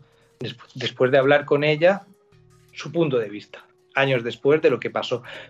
Pero lo que es la versión es clara, del principio hasta el final, la primera versión. Me hace una fe de ratas, porque antes he citado que he hecho una confusión ahí entre un actor y el investigador. Joaquín Fernández es el investigador portugués que he dicho de Almeida, y me he confundido a Joaquín Fernández con Joaquín Almeida, que es un conocido actor. Así que hay esa fe de ratas, que cuando hablaba de Almeida me refería a Fernández. Por lo que yo estoy infiriendo un poco en vuestra interpretación de la entrevista sobre Garabandal, decidme si la interpreto, si la interpreto en el camino correcto o estoy desviado. Vosotros estáis más inclinados a pensar que esto fue un fenómeno social, psicológico, que tuvo repercusiones sociales y que apenas hay indicios para creer que hubo un agente externo que lo motivase. ¿Estoy leyendo vuestra línea inquisitiva correctamente o estoy equivocado? No, yo después de haber hablado con Maricruz, antes no, debo decirlo, siempre me he mantenido un poco, a mí me gusta creer en estas cosas y de hecho cuando voy a los sitios pues me gustaría reafirmarme en eso, ¿no? de que esto hubiera podido pasar de verdad. Pero después de hablar con Maricruz, yo creo que no. Yo creo que, como tú bien dices, hay más aspectos psicológicos a tener en cuenta y analizar desde el punto de vista psicológico del comportamiento de unas niñas hasta el punto de vista de intereses sociales y económicos o intereses o incluso histeria colectiva, ¿no? Es decir, hay muchos aspectos que se pueden analizar en este caso, pero yo me quedo únicamente con el que he investigado, que es el tema Maricruz, que es lo que ella nos ha manifestado, lo que nos ha dicho y cómo ella ha revivido lo que pasó en esos años, ¿no? Que es lo que a mí me hace inclinar la balanza hacia que las niñas no vieron nada. Por lo menos Maricruz no. Las otras, yo no sé si es que quizá Conchita sí, las otras niñas sí, Maricruz se acopló al movimiento, o sencillamente que todo fue un juego de niñas motivado por Conchita y al que se acoplaron las otras niñas, ya que Conchita era la niña más desarrollada, la que llevaba la voz cantante, y las otras eran pues un poco, bailaban en el agua todo lo que hacía Conchita. Y quizá esto se fuera de las manos en el momento en que, digamos, esto ya trasciende a las propias niñas, ¿no? Entra la iglesia, entra el pueblo, entran curas, creyentes, pues ya trasciende a las niñas, se va de las manos y claro, ya va más allá. Luego aparecen mensajes y aparecen similitudes con Fátima. Entonces yo me inclino a pensar en eso, yo personalmente, pero es una opinión personal, no con esto quiero decir que pasara así. Es decir, Garabandal es muy grande, ¿no? Es un caso impresionante. Han pasado muchos años, lo estamos descontextualizando porque pasó hace 60 años y quizá, bueno, sí que ocurrieran cosas. Pero yo personalmente me inclino a pensar en que no. ¿Y tú, David Cuevas, estás en la misma línea o pones más matices? Yo tengo muchas dudas. Después de, no solamente de haber hablado con Maricruz, que me ha generado más dudas de las que ya tenía, en vez de aclararme cosas, me ha generado más dudas, y de haber repasado alguna documentación sobre el caso, cosas que se han publicado y demás, yo no tengo muy claro realmente lo que pasó ahí. Hay una posibilidad o hay, digamos, un elemento probablemente fabulativo con el paso de los presuntos éxtasis, pero claro, hay cosas que me hacen pensar que aquello tiene una explicación absolutamente terrenal y que, como decía Cristian, se trata de una broma. Pero por otro lado hay elementos que a mí me hacen dudar. O sea, el hecho de que unos médicos pinchen a unas niñas aparentemente en trance, si no están en trance, mira, por mucho que aguanten el dolor, las niñas son niñas. Y yo me creo que estuvieran acostumbradas a andar para arriba a una montaña, pero de ahí a que estén acostumbradas a que le peguen pinchazos, pues eso me cuesta creerlo. Luego, son montones de éxtasis, todas aparentemente al unísono. Vale, yo entiendo que la broma la sigan 1, 2, 5, 15 veces, pero 500... eran unas niñas de entre 11 y 15 años, porque conforme van pasando los años las niñas van creciendo, ¿no? No sé, hay elementos que me hacen pensar o me hacen estar en la línea de Cristian, pero hay otros que a mí no me cuadran con esa posibilidad. Entonces, no lo sé, la verdad es que no sé muy bien qué pensar. Me mantengo escéptico en cuanto a la duda razonable de no saber exactamente qué es lo que pasó ahí o qué es lo que realmente pudo suceder. Bueno, quería matizar que, bueno, hablando de los éxtasis, claro que se produjeron, pero los éxtasis los puede producir muchas cosas, no únicamente elementos paranormales. No sabemos el comportamiento del cerebro humano, cómo puede funcionar en el caso de esas niñas, de ese contexto histórico, sociocultural, ¿no? Y no olvidemos que Maricruz nos dijo que los mejores años de su vida, así con estas palabras, fueron durante los años que vivió en Garabandal, hasta que se casó y se tuvo que ir del pueblo. Esos años fueron los mejores, según ella, por cómo la trataban, ¿no? Ellas estaban en Palmas, eran las 4 niñas que estaban en contacto directo con la Virgen, en esos años tan cristianos y tan españoles, ¿no? Por decirlo así. Ellas eran estrellas del rock. Claro que entraban en trance. Yo creo que sí. Claro que ese trance les permitía hacer cosas que quizá ellas por ellas mismas o en solitario o sin este movimiento social que las impulsaba a ello. Vamos, yo soy valenciano de origen y yo he visto en las fallas cómo la gente, y son unas fiestas, ¿no? Pero cómo transforma a la gente y cómo lo viven, ¿no?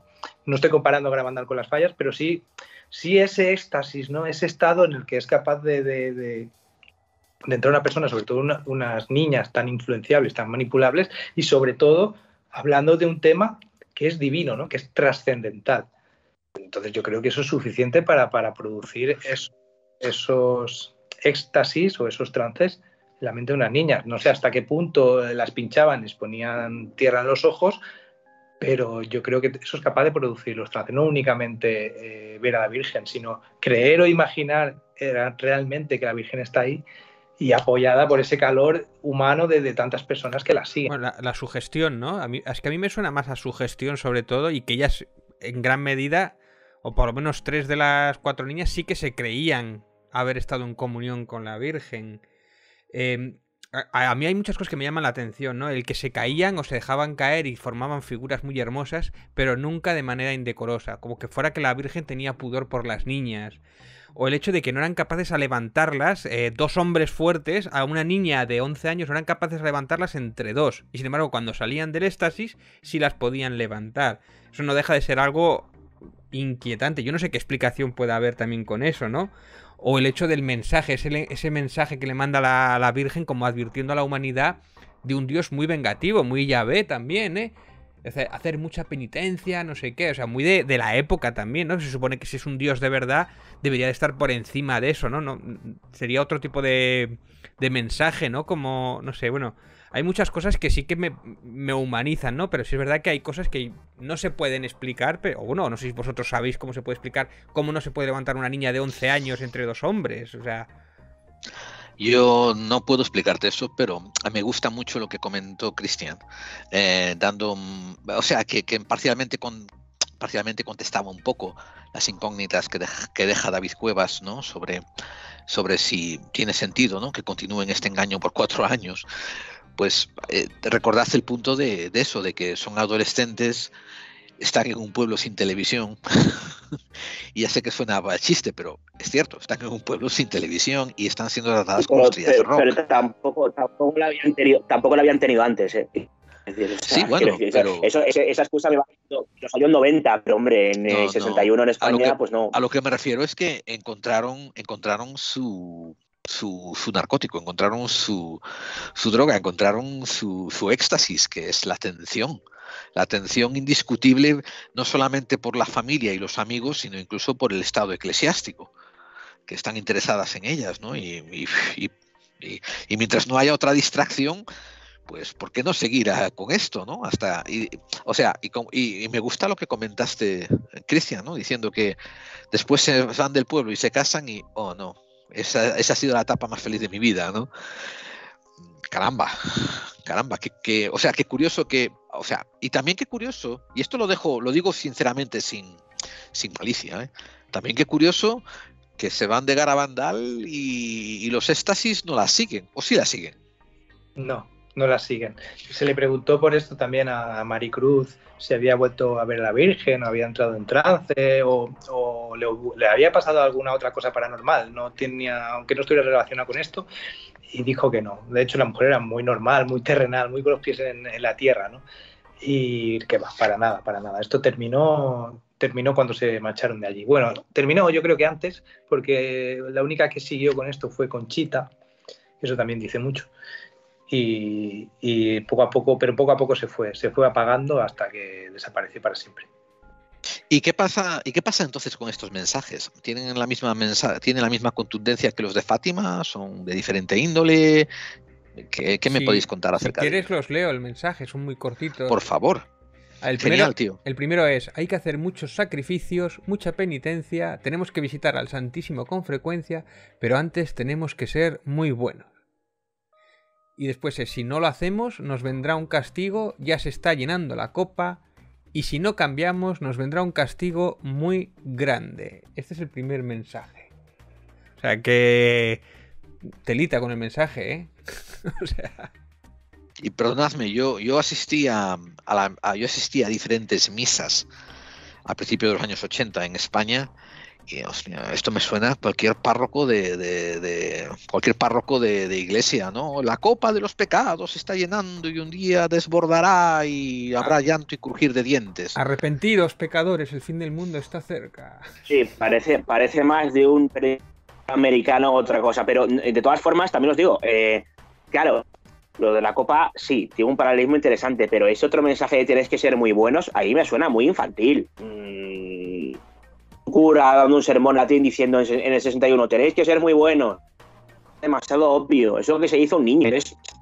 No sé hasta qué punto ese mensaje fue tal cual, se reinterpretó o se reescribió, no sé de dónde está tomado exactamente el mensaje, si está tomado literalmente de cómo se reescribió o del diario de Conchita, no lo sé, es decir, no me fiaría demasiado de información directa, quiero decir, no sé hasta qué punto ese mensaje fue, claro, manipulado de alguna manera, en el bueno o en el mal sentido, no quiero que se me entienda. Es como un poco, me recuerda un poco a los evangelios, ¿no? Los evangelios, ¿no? Que parece que las personas piensan que lo que dicen los evangelios fue palabra de Dios, cuando al fin y al cabo, o de Jesús, ¿no? Cuando al fin y al cabo se transmitieron por transmisión oral durante 40 años. Entonces yo no sé si sois capaces de transmitir algo fielmente por transmisión oral en la próxima hora. Yo no. Entonces, no lo sé. Hay cosas ahí que no sé hasta qué punto el mensaje hay que tomarlo con cierta literalidad. Bueno, eso realmente... Si tenemos en cuenta que eso pasó de verdad, ¿no? Hablamos con esa hipótesis, también es lógico que si el mensaje va de la Virgen dirigida a una niña, lo hace con un lenguaje que la niña pueda comprender y pueda incluso reproducir. Si ese mensaje hubiera ido dirigido a un científico, pues a lo mejor le hubiera dado una ecuación que resolviera la teoría de cuerdas. Pero al científico nunca se le aparece, por lo que sea...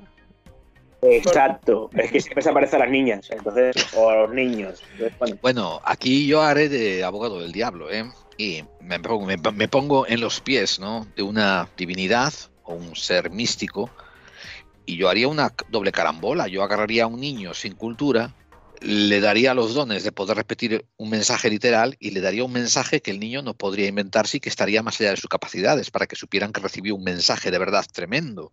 O sea, agarraría a un pastorcillo inculto y lo haría que repitiese, por ejemplo, una fórmula que todavía no han descubierto, para que sepan que es un mensaje real. Pero eso tampoco nunca... Bueno, pero esa divinidad seguro que no conocía a los pater familias españoles del año 61, ¿eh? Quiero decir, también te digo que... Claro, pues aquí en España, verás, te explico cómo funciona. Aquí un niño estándar, no digo todas las familias, pero en el año 61 un niño en España decía, ha visto a la Virgen, y su padre le pegaban 2 guantazos y decía, niña, déjate tonterías, que te vas a acabar sin cenar como mínimo. Y a la niña se le quita la tontería, quiero decir, o sea, eso es muy relativo también, Eso de que la Virgen tiene una especie de mentalidad propia, ¿no? Y razonamiento terrenal por el cual, si se lo digo a un niño, el mensaje no se va a manipular. Bueno, primero, desconoce el ambiente en el que está rodeado ese niño, para empezar, su propia familia nuclear, eso por un lado, y segundo, desconoce que en cada pueblo perdido hay una iglesia. Entonces, claro, y a primera persona que se va a enterar de esta historia y que se va a entrevistar con las niñas es el párroco de la iglesia. Entonces, bueno, no lo sé, yo eso lo pongo en cuarentena. David, me das a pensar de cuántos niños entre los años 20 y los años 60 habrán visto al arcángel o a la Virgen, y un guantazo del padre habrá acabado con cualquier éxtasis. Se acaba el milagro de un guantazo. Porque además, David Santiso, además hay otra correlación aquí. Fijaros que el mensaje que trasciende son los niños que los ven de 3 en 3 o de 4 en 4. El niño solitario que ve algo, guantazo y cállate la boca. Pero porque le dota de una inocencia, no, claro, es que ahí está un poco el tema. Es que, claro, unos niños, pobrecitos niños, se le aparece la Virgen, ¿no? ¿Cómo van a inventar? Vamos a ver, los niños inventan más que hablan. Quiero decir, es que también esto es muy relativo. Hay niños con 5 años, con 10 años, con cuanto más vamos creciendo, más va mermando la capacidad de fabular o de fantasear, ¿no? Quiero decir, también esto hay que tenerlo en cuenta. Y que esas niñas iban todos los domingos a misa y se sabían de memoria los sermones. Entonces, bueno, también hay que, no juguemos un poco al... No, claro, es que los niños, ¿cómo los niños van a...? Cuidado con esto. Teóricamente sí, pero primero, hay una posible y más que probable manipulación posterior, insisto, empezando por casa, no hay que irse a una entidad eclesiástica que quiera cambiar nada, eso por un lado. Y luego por otro, obviamente, hay que tener en cuenta también la posible capacidad fabulativa de los niños. Y si a eso unimos el tema religioso, pues apagámonos. Hay unas apariciones marianas que se produjeron unos años antes, unas décadas antes, en Ezquioga, por ejemplo, en el País Vasco, en España, en las que quiero recordar, bueno, a menos así aparecía reflejado en la película Visionarios, ¿no? Que aparecía pues la entidad celestial con una espada, ¿no? Y la pregunta que hacía el gobernador era, ¿pero la espada que estaba, a la derecha o a la izquierda? ¿No? O sea, que en función de eso, las apariciones ya se podían demonizar o se podían marianizar. Si la espada ya estaba a la izquierda, si aparecía en la Segunda República, la espada estaba a la derecha, cuidado. Pero si estaba a la izquierda, la Virgen es buena. O sea, también se politiza el mensaje. Quiero decir, hay muchos factores sociales que no se tienen en cuenta cuando se analizan este tipo de apariciones y que son absolutamente claves para entender el por qué cuando trasciende ese mensaje desconocemos si el mensaje es puro o ha sido fruto del teléfono escacharrado y ya de por sí manipulado. Yo y el fenómeno de los niños de los amigos invisibles también, que hasta cierta edad dejan de aparecer. No sé si también tendrá algo que ver. ¿Quieres que lea el otro mensaje, que es un poquito más largo, pero no es muy largo? Dale, dale. Como no se ha cumplido y no se ha hecho conocer mi mensaje del 18 de octubre, os diré que este es el último. Antes la copa se estaba llenando, ahora está rebosando, los sacerdotes, obispos y cardenales van muchos por el camino de la perdición y con ellos llevan muchas más almas. A la Eucaristía cada vez se le da menos importancia. Debemos evitar la ira de Dios con nuestros esfuerzos. Si le pedís perdón, con vuestras almas sinceras, Él os perdonará. Yo, vuestra madre, por intercesión del Arcángel San Miguel, os quiero decir que estáis en los últimos avisos. Pedidnos sinceramente y nosotros os lo daremos. Debéis sacrificaros más, pensad en la pasión de Jesús. Uf, telita. Yo tengo que consultar con un teólogo para entender una parte de eso, porque dice, yo, vuestra madre, no sé qué, celestial, por intercesión del Arcángel San Gabriel. Os lo concederemos. Esto quiere decir, ya sé que suena que estoy siendo sarcástico, pero no lo soy. Esto quiere decir que el arcángel San Gabriel, ¿ese San Gabriel o San Miguel lo que leíste ahí, David? Bueno, da igual, uno de los arcángeles. San Sí. Miguel, San Miguel. ¿Eso quiere decir que el arcángel San Miguel le pidió a la Virgen que se apareciera? Dice, yo por intercesión del arcángel San Miguel. Es que aquí las versiones varían. La versión que se ha quedado, digamos, como versión canónica es la versión de Conchita. Pero claro, Cristian y yo pasamos un auténtico calvario para intentar fijar algunas fechas porque en función de la fuente que consultara, la Virgen se aparecía en una fecha o en otra.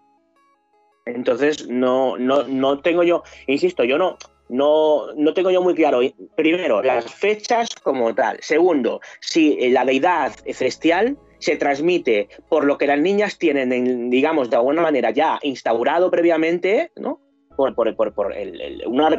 Como arquetípico, sí, ¿vale? Sí, sí. Y luego, si ese mensaje, claro, y si ese mensaje, cuando se ha transmitido o cuando se ha transmitido de la transmisión, realmente es lo que parece. Pero es muy llamativo, antes comentabais, es que, claro, la Iglesia Católica no reconoce las apariciones de Garabandal. Bueno, no reconoce prácticamente ninguna a nivel mundial. Eso por un lado. Eso es correcto, lo que reconoce es la libertad de culto. La libertad de culto. Pero Fátima sí, ¿no? Fátima es importante para ellos. Sí, a ver, todas las apariciones marianas son importantes para la Iglesia, todas. O sea, ellos no es que lo nieguen al no reconocerlo. De hecho, hay una peregrinación muy importante en la misma Iglesia, digamos que permite esos movimientos, esas peregrinaciones marianas, pero lo que pasa es que no se mojan. Es decir, ellos no van a, por ejemplo, en Garabandal, el caso de Garabandal, no van a decir que las apariciones son reales porque todavía quedan 3 niñas que vieron a la Virgen que siguen vivas.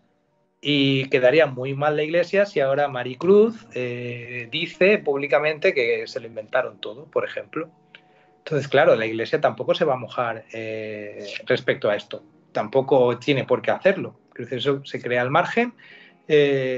La misma Iglesia, digamos, que permite eso y comparte, realiza convivencias y y actos igualmente, pero no tiene por qué oficialmente coger y decir, sí, no, aquí he enviado yo un sacerdote que ha entrevistado a las niñas y todo esto pasó de verdad, ¿no?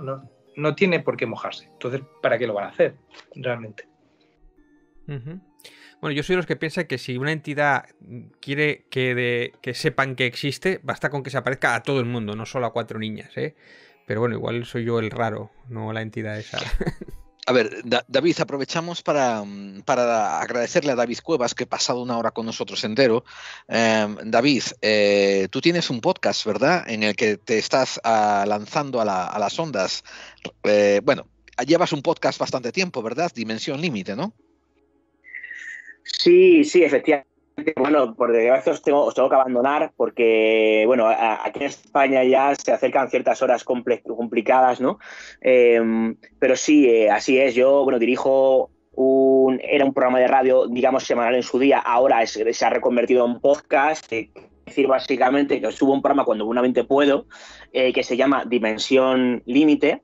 Y bueno, pues de vez en cuando subo alguna cosilla. Y justamente ahora mismo hace menos de un par de horas un programa que creo que puede ser interesante, en el que, por cierto, ha participado también Cristian Puig y, bueno, pues se llama Las víctimas de Humo, Jordán Peña, el hombre de las 1000 caras. Yo creo que hay una serie de revelaciones y de circunstancias que Cristian ha tenido ocasión de escucharlos que creo que van a merecer la pena y que van a gustar a todos aquellos que tengan el más mínimo interés, ya no solamente en todo el mundo humo, obviamente, sino en cuestiones relacionadas con ufología y sobre todo con crónica negra.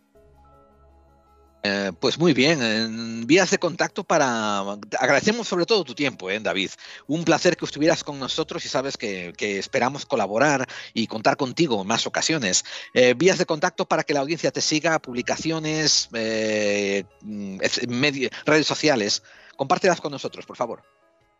Y bueno, pues a ver, en redes sociales, por ejemplo, estoy en Instagram, estoy como David Cuevas Insta, todo junto, y estoy como de Cuevas C. A ver, bueno, también si queréis podéis escribirme un correo electrónico a dimensionlimite@gmail.com, que es el nombre del programa que antes comentaba, dimensionlimite@gmail.com. Ahí os podéis poner en contacto conmigo para comentarme cualquier cosa, cualquier duda, cualquier experiencia paranormal o ufológica que hayáis vivido en primera persona, que me interesa mucho, y yo obviamente pues me pondré encantadísimo en contacto con vosotros. Pues muchas gracias, David Cuevas, por haber compartido tu tiempo con nosotros, que es una de las cosas más valiosas que cualquier persona tiene. Esperamos poder estar contigo más adelante, hablar de otros temas. Tú has sido uno de los referentes, como dijimos, en el caso Vallecas, sobre las nuevas informaciones que se destaparon recientemente, y también tienes una serie de libros publicados, que de hecho aprovecho para recomendárselo a todo el mundo. Yo me leí el más reciente que has publicado, Ella sonrió para que tú no llores, que es una obra muy personal y muy interesante, que también recomendamos a todo el mundo. Y a lo mejor algún día podremos hablar un poquito más en detalle sobre ella. Gracias, David. Esperamos hablar contigo pronto. Gracias a vosotros y bueno, a vuestra disposición cuando queráis. Yo encantado de pasarme por aquí, por esta clave 45.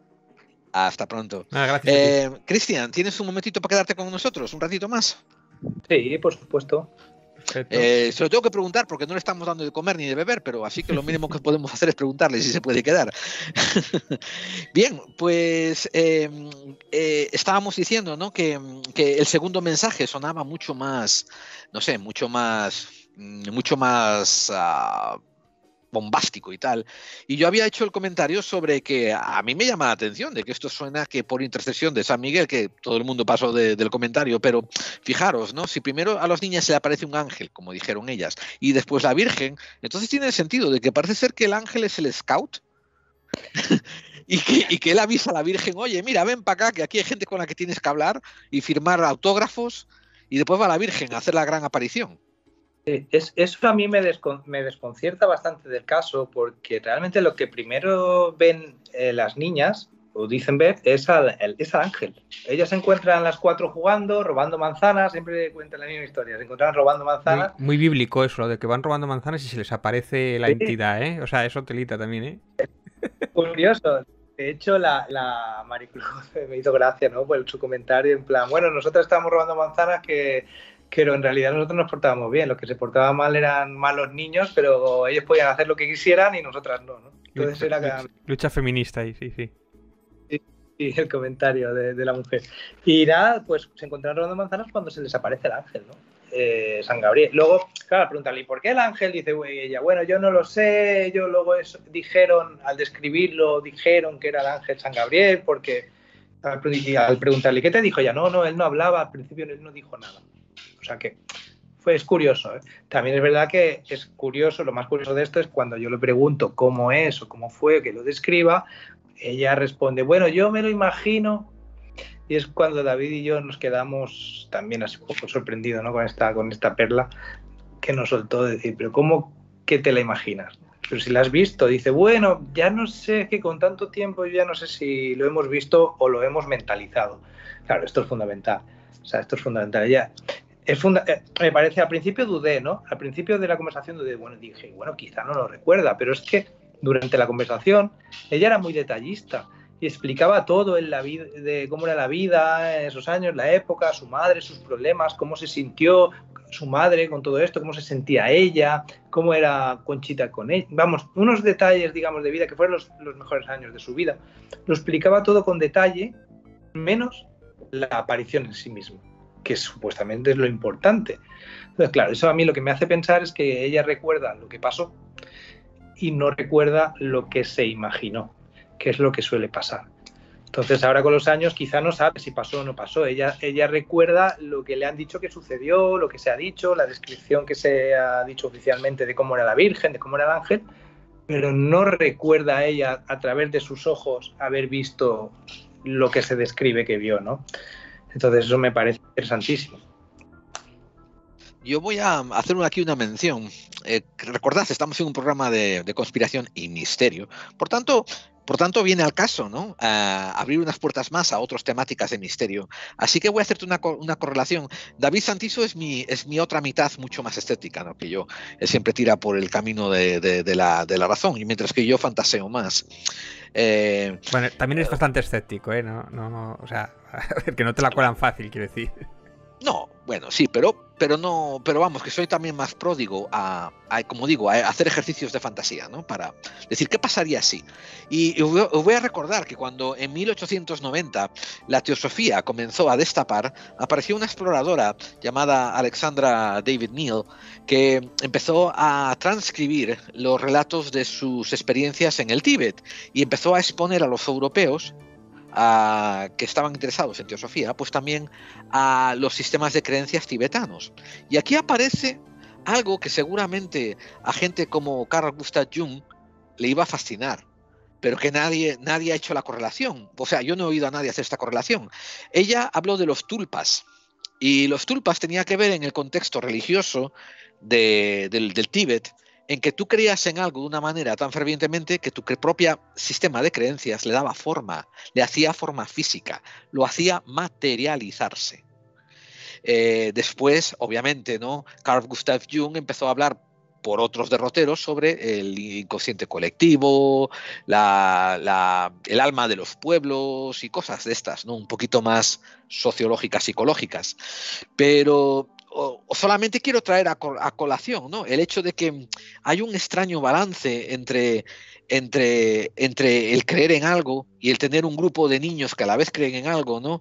Y si eso puede tener manifestaciones fisiológicas o podría tener incluso repercusiones ambientales, que quizás cabría en encontrar explicaciones, ¿no? Dentro de estos ámbitos de lo que son apariciones marianas.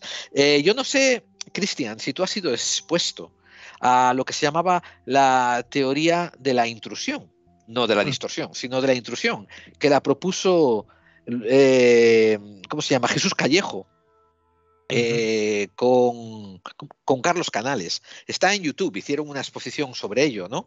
Y es maravillosa. Ellos lo que básicamente dicen es que hay un agente externo que existe y que es muy difícil ¿cómo diría yo?, de localizar, de encontrar, de materializar, ¿no? Pero que se encuentra en el centro de estas apariciones marianas, en el centro de apariciones forteanas, como por ejemplo con hadas y duendes. ¿Os acordáis en España, ¿no?, que hay un área llamada Santiago de Compostela, pues que eso pertenecía antes a lo que era una área pagana, antes de que entrara el cristianismo, que se llamaba Campus Stelae, el campus de las estrellas, donde había lo que hoy consideraríamos visiones ovnis, ¿no? De objetos volantes no identificados, de luces en el cielo, campo estelar, que después quedó en Compostela, ¿no? Y eventualmente ahí el cristianismo se encargó de poner al apóstol Santiago y de levantarle una iglesia, pero que anteriormente tenía que ver con apariciones de luces en el cielo. Entonces, David Santiso, aquí es donde te digo yo, aquí es donde a mí se me ocurre, ¿no?, hacer este enlace de decir que a lo mejor dentro del forteanismo, dentro de Fátima, dentro de Lourdes, y quizás, incluyendo Garabandal, pues hay algo así de lugar mágico, ¿no?, que está en contacto con otras cosas. Y por eso es relativamente interesante, ¿no?, estudiar esto. Claro, sería muy bonito barrerlo hacia un campo científico demostrable. Luis Callejo también habló de que había una gran incidencia de casuística, de relación entre cuevas y ríos subterráneos, donde aparecen las apariciones marianas. Cristian, ¿eres familiar con todos estos conceptos que estoy diciendo? Pues mira, yo creo que has dado con la clave, has tocado un tema que a mí me apasiona. Has mencionado a Jung, que para mí es maravilloso y ha sido clarificador con respecto a todos estos temas, tema ovni, apariciones marianas, apariciones visitantes de dormitorio, lo que uno quiera, ¿no? Lo que uno quiera, porque la mente es muy importante. Bueno, y se ha hablado en todas las culturas, Platón con el mundo de las ideas, es decir, todo esto, hay un factor externo que yo creo que promueve el factor interno, ¿no?, por decirlo así. Bueno, el universo un poco funciona así, nosotros funcionamos así, la mitad de nuestro pulmón está en los árboles, ¿no? O sea, que nosotros respiramos por una parte y los árboles producen el oxígeno por otra, ¿no? Qué frase tan sencilla y tan maravillosa, Cristian. La mitad de nuestro pulmón está en los árboles, qué maravilla.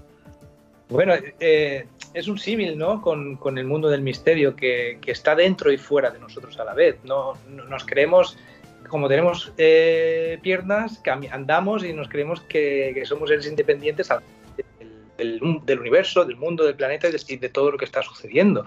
Y yo creo que nuestro cerebro capta cosas en base a nuestros 5 sentidos, pero no tiene por qué captarlo todo. Entonces, lo que no conoce, lo interpreta. ¿Y cómo lo interpreta? Con respecto a lo que conoce, en función a la cultura o a la época en la que hayas visto algo que es totalmente desconocido para tu cerebro, ¿no? Entonces es muy importante con respecto a los ovnis o las apariciones marianas, que quizás sí que hayan visto algo, ha habido un factor externo. Yo no lo descarto en Garabandal, por eso dije, ¿soy escéptico? No, Cuevas es mucho más escéptico que yo, aunque yo en este caso intento ser claro porque no lo digo yo, lo dijo Maricruz, que al fin y al cabo es la vidente de este caso. Yo luego ahora, pues sí, podemos debatir, exponer hipótesis, y exponiendo hipótesis me puedo explayar más y explicar que Garabandal es mucho más que una aparición mariana en sí mismo, ¿no? Porque ha influenciado a muchos cerebros a la vez, a muchas personas en una época concreta y en un entorno determinado. Y eso ha producido esas apariciones que nosotros llamamos marianas porque las queremos encuadrar en algo, ¿no? Porque no somos capaces de entender qué pasa. Bueno, en esa parte yo te contestaré diciendo que a lo mejor en su momento la sociedad las encuadró dentro del marianismo, ¿no?, o dentro del catolicismo, pero y por tanto aceptamos, ¿no?, esa caja desastre.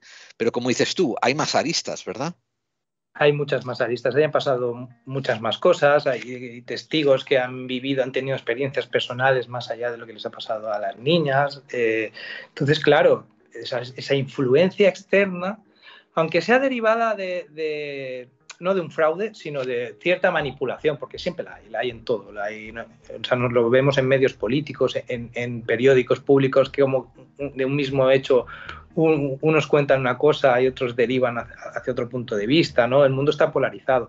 Entonces, es lógico y comprensible que de un mismo hecho, como unas apariciones marianas, pues unos digan que son ovnis, otros digan que son ángeles, otros digan que son demonios, porque también ha pasado.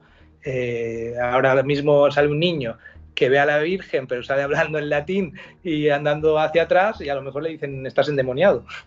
Sí, claro. Va en función de también, no solo del que lo ve, del que lo percibe, sino de su entorno, ¿no?, social. El contexto social que lo juzga, ¿verdad? Claro, o a lo mejor lo ve un psiquiatra y le dice, pues mira, tómate la medicación que te irá mejor. Y probablemente todos tengan razón, pero el problema es que sí que parece que el misterio, ¿no?, va un poco más allá y sí que existe un factor externo que influye dentro de cada uno de nosotros, ¿no? Hay una especie de espejo, de que tu mente solo ve el reflejo de algo, pero no ve lo que hay detrás de eso. Pero ahí está, yo creo que la palabra clave es la percepción. O sea, lo que habláis del objeto externo, para mí yo creo que es la percepción. Si tú percibes algo, para ti es real. No significa que sea real. Y después encima ya, si tienes la sugestión y te lo acabas creyendo, ya la fabulación va sola, ¿no? Es la percepción. Y ya si no contamos con la condición sociocultural y todo eso que habláis, pero yo creo que la clave es la percepción. Pero yo tengo una duda con lo que tú has dicho. Es posible, que Jung también manifestaba esta duda, ¿es posible que el hecho de que suceda esto abra una puerta en el cerebro que hace que veas cosas que normalmente no fueras capaz de ver? ¿O que tú a través de tu percepción estás inventando, generando algo que está dentro de ti como un arquetipo? No sabemos. Yo creo más que es, si tú quieres creer, te acaba ocurriendo, porque tú haces que ocurra. Yo creo que es más eso, es como que lo que ha dicho antes del tulpa, que mi tulpa favorito siempre ha sido Freddy Krueger, por cierto, pero es tantos deseos de que ocurra. De hecho es lo que pasa con el contagio sociocultural de todas estas apariciones marianas, apariciones ovnis o sectas satánicas, ¿no? O el pánico satánico. Desean tanto que ocurre que se acaban creyendo su propia fábula, ¿no? E incluso lo llegan a ver, ¿no? Esto de que decía también de que cuando falla la profecía, que hay gente que incluso cree que ha ocurrido, porque no admite la posibilidad de que lo que ellos creen que sea mentira. Yo creo que va por ahí, pero bueno. Pero no siempre es así. Quizá en el caso de Garabandal sí, pero no siempre que ve algo externo, digamos, es porque lo va buscando o cree en ello. No siempre sucede eso, por lo tanto no sería una explicación válida para todos los casos. No, claro, normalmente, por ejemplo, en un caso ovni, una persona que nunca había pensado en los ovnis, ni le interesaba, de repente ve un ovni, y lo que ocurre es la reinterpretación de ese ovni, que ha habido una luz, o lo que sea, o una alucinación, una paranoia, no sabe, que eso es lo que le pasa igual al ser humano. Ante un hecho que no conoce, tiene que darle una explicación, ya sea religiosa, lo que has dicho antes, ya sea religiosa, ya sea de alienígenas. Pero igual la más sencilla, que es una alucinación o una parálisis del sueño o el sueño hipnótico, todo esto, pues no ha llegado a esa conclusión y entonces ya después es como que le ha cambiado el mundo o se le ha abierto la mente. Bueno, pero esto ya casi es otro debate, ¿no, Gerald? No es otro debate, David, porque lo que Cristian propuso, y no sé si lo has captado, yo creo que sí, pero creo que lo has dejado pasar porque te pone en un sitio incómodo, ¿no? Es, ¿qué pasa con esas veces en que eres expuesto a algo y ese algo te altera tu manera de ver las cosas, tu percepción, tu interpretación? Pero siendo real o no, claro, yo la pregunta es, ¿eso es real? Yo no te puedo... Es que eso estamos en un contexto, audiencia, en que no lo podemos contestar nadie. La realidad, lo que nosotros decimos, lo que es real. Lo que es real, claro, es una interpretación de nuestros sentidos para nuestra supervivencia. Pero la ciencia es la pregunta que te va a hacer. ¿Tienes pruebas? ¿Es esto real? ¿Tienes alguna forma de demostrarlo? Si no, espérate, no me interesa. No. Haz una distinción entre repetible y real. O sea, real para nosotros es todo lo que percibimos. Por tanto, esas cosas son reales. Pero caramba, yo también percibo los rayos del sol. Y sin embargo no soy capaz de reproducirlos. No soy capaz de repetirlos ni soy capaz de explicarlos. Pero tienes restos de algún aterrizaje ovni o tienes más testigos. Bueno, hay veces que hay también apariciones ovni con más testigos, ¿no? Y todo esto. Lo que yo te vengo a preguntar a ti, David Santiso, es, te das cuenta, ¿no?, de que hay gente que no tiene prejuicios sobre cualquier tema, sobre vírgenes o arcángeles o ovnis, y se encuentran con algo así como un encuentro de virgen o un encuentro de ovnis, y a lo mejor les cambia la percepción y les cambia la manera de entender las cosas. De hecho, a la mayoría les pasa, ¿no? Cuando yo lo discutiría contigo diciendo que hay mucha gente que ya está predispuesta a encontrarlos y a verlos. ¿Recuerdas el caso de Manuel Carballal con ¿cómo se llama? Javier Pérez Campos, cuando fueron a Barcelona y vieron uno? Pues ya estaban buscando ovnis. Con Javier Sierra, ¿te refieres? Sí, Javier Sierra, tiene razón. Pues, sí. Bueno, pero lo que vengo a decir es que el contexto, ellos fueron allá porque estaban buscando algo. No se esperaban encontrarlo, pero fíjate, esto tiene que ver con lo que tú decías. Al tú predisponerte, te pones en el camino de ello también. Perdón, Cristian, te pido miles de disculpas porque te estamos restando a ti protagonismo. Continúa, por favor, es que a veces nos enredamos así, oye. A mí me encantaba la dirección que llevabas. Diríamos tantas cosas respecto a esto, sobre todo el tema Omni, porque lo has dicho muy claro, ¿no? Cuando vas buscando algo, y tú también lo has dicho, ¿no? Vas buscando algo, te lo acabas encontrando. Sobre todo en el tema Omni, pasa algo muy curioso, que habló también Jung de ello y le puso el nombre de sincronicidad, que a mí me encanta esa palabra, sobre todo para investigar el tema Omni, ¿no? Parece que cuando uno va investigando el tema Omni, luego suceden cosas, suceden sincronicidades imposibles al propio investigador, ¿no? Es decir, ¿cómo es posible que esto suceda? Y hay una conexión, como tú decías antes, yo recibo los rayos del sol, pero no los veo, no los puedo tocar, pero los recibo. Y yo creo que con el tema Omni sucede algo parecido.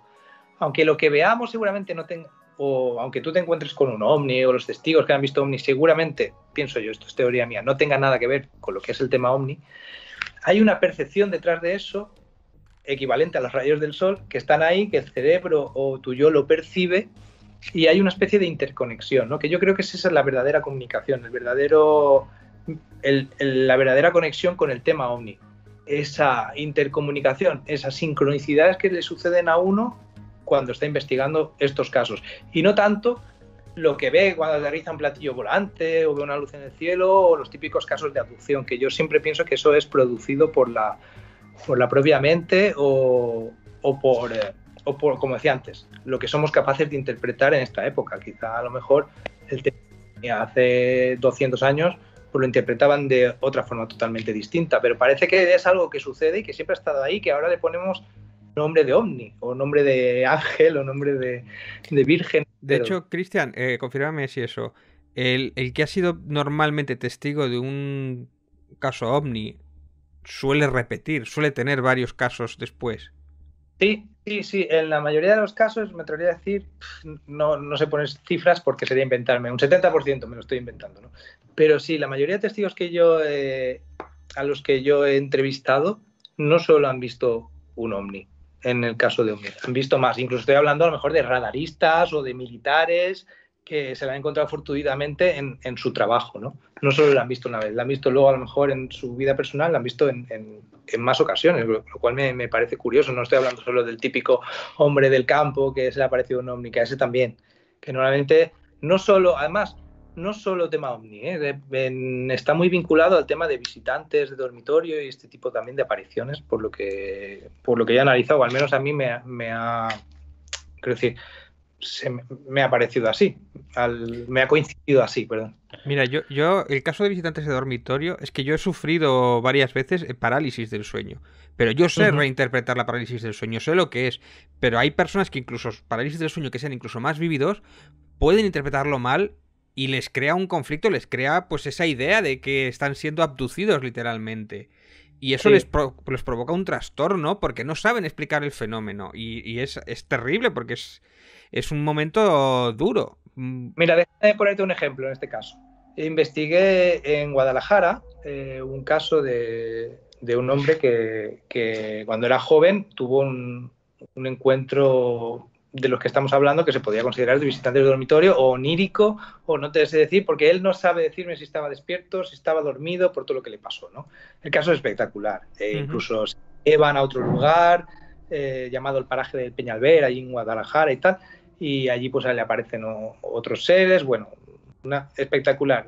Por resumir, cuando él vuelve a su casa, lo hace a través de una especie de arco iris que va él sentado y le lleva como un túnel hasta la puerta de su casa, va viendo todos los tejados de todas las casas que hay en su pueblo. Y se va percatando de, fíjate, este hombre qué corral tiene, o qué tejado tiene, o mira cómo tiene. Qué curioso, ¿no? Como un sueño astral parece, ¿no? También, sí. Sí, luego pudo comprobar que eso era así, pero lo más curioso no fue eso. Lo más curioso es que al despertarse le picaba en la ingle, le picaba mucho. Y cuando se mira tenía unas costras.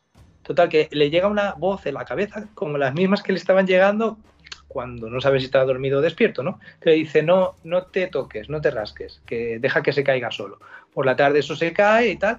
Bueno, pues han pasado más de 20 años y esas marcas las sigue teniendo. Entonces, no le puedo dar una explicación a esto. No, sinceramente. Yo personalmente no te puedo decir si eso lo soñó, si no lo soñó, si él tampoco, pero eso le marcó y le cambió para siempre a este hombre. Claro. Lo que puedo decir. Yo puedo hacer una pequeña confesión, te vas a flipar, Gerald, igual aquí. Ya quedé flipado cuando me dijiste que tenías parálisis del sueño. Eso nunca me lo contaste, cabrón. Sí. Bueno, he tenido 3 o 4 y alguna fuerte, sí. ¿Y estabas solo cuando te quedaste paralizado? Sí, estaba solo, pero además era muy de que me chupaban o que me venía como una especie de vampiro y tal. Pero es que yo cuando Porque yo tuve alguna y cuando me daba la vuelta, el esperpento que tenía al lado me dejaba paralizado, tío. Eso me ha pasado, ¿sí? No, pero yo, por ejemplo, sí que cuando estaba escribiendo el primer libro que no he publicado, que igual algún día lo publicaré, que era sobre Anunnakis, fíjate, yo llegué a soñar con Anunnakis y yo tenía como encuentros Anunnakis oníricos y eran muy vividos, pero porque cuando estaba creando lo que tiene que ver con el libro que voy a sacar ahora, por cierto, pero bueno, ya lo contaré.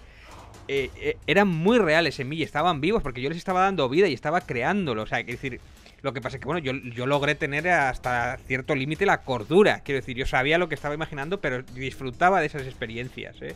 Ya no te digo más la gente que tiene eso, experiencias astrales o que sale paseos por ahí, todo eso, que eso es también otro mundo y a ver cómo se interpreta de cada uno, ¿no? El tema de abducción o un viaje astral, pues se tocan bastante.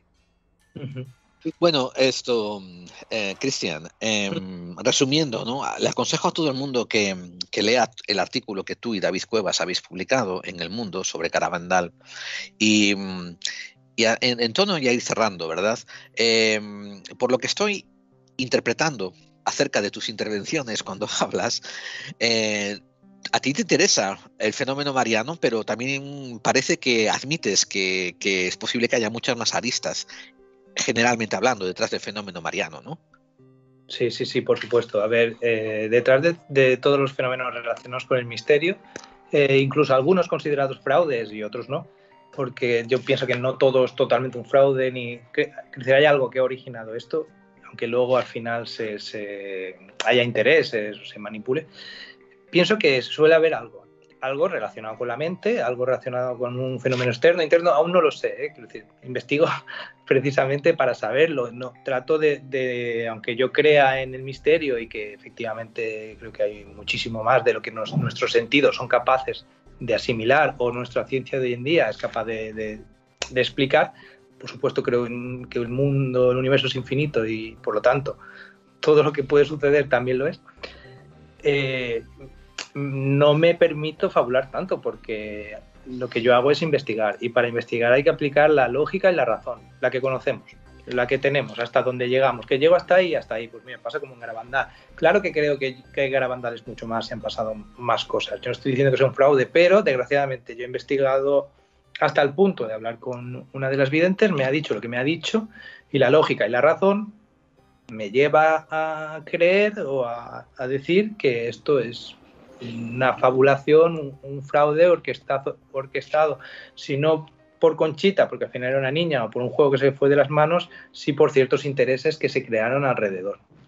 Entonces, ese es el problema, ¿no? Que cuando nos centramos en investigar y no en creer, nos ponemos límites y creo que son buenos, porque luego las creencias son libres, da igual los conocimientos que tengamos, podemos permitirnos creer, pero no podemos permitirnos engañar o llevar las cosas a nuestro terreno en base a nuestras creencias. Es decir, el mensaje que hay que dar es de sinceridad y de un trabajo bien hecho, de una investigación, hasta donde se llegue.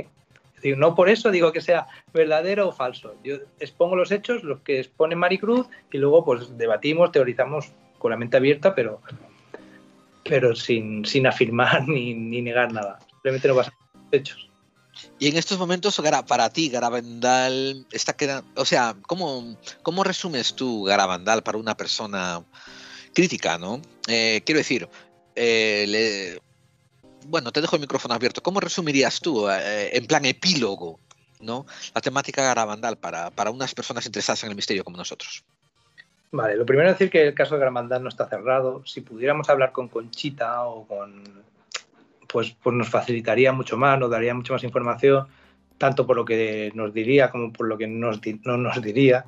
Entonces, pues hasta todo lo lejos que podemos llegar, vamos a llegar. Pero bueno, resumiendo, el caso de Garabandal, al fin y al cabo, es un caso que empezó con una aparición a una serie de niñas, que esa primera aparición llevó, creo, cierto revuelo, llegó a un mensaje y llegó a una serie de personas que creían en ello, que fueron allí, que sucedieron cosas, no solo los éxtasis de las niñas, sino a testigos y otras personas que se interesaron en el caso y llegaron y les sucedieron cosas supuestamente paranormales o que no tienen explicación, y que al tiempo, pues eso poco a poco fue disminuyendo hasta desaparecer. Es verdad que años de esto no lo hemos dicho, hay un vídeo muy interesante en internet de Conchita ya de mayor, en Estados Unidos, ya casada, con hijos, que habla del castigo, del mensaje, habla de una señal que va a venir, que todos sabremos que viene del cielo, que viene, mira, ese es el vídeo al que me refería, sí. Una señal que viene que todos sabremos que viene de Dios, y que después de esa señal pues vendrá un milagro, ¿no? Donde todo el mundo que esté en Garabandal, pues todas las personas enfermas sanarán.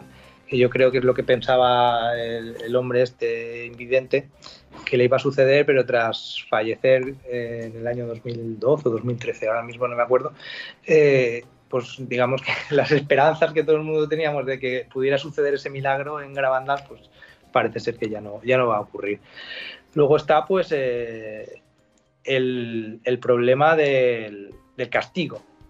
El castigo, según Conchita en ese vídeo que estamos hablando, dice que será peor que cualquier guerra vivida. Será tan malo que ella desearía que sus hijos no hubieran nacido para no tener que vivir lo que se supone que va a llegar. Imaginaos, ¿no?, lo catastrófica que llega a ser Conchita en ese vídeo. A mí me impresiona bastante.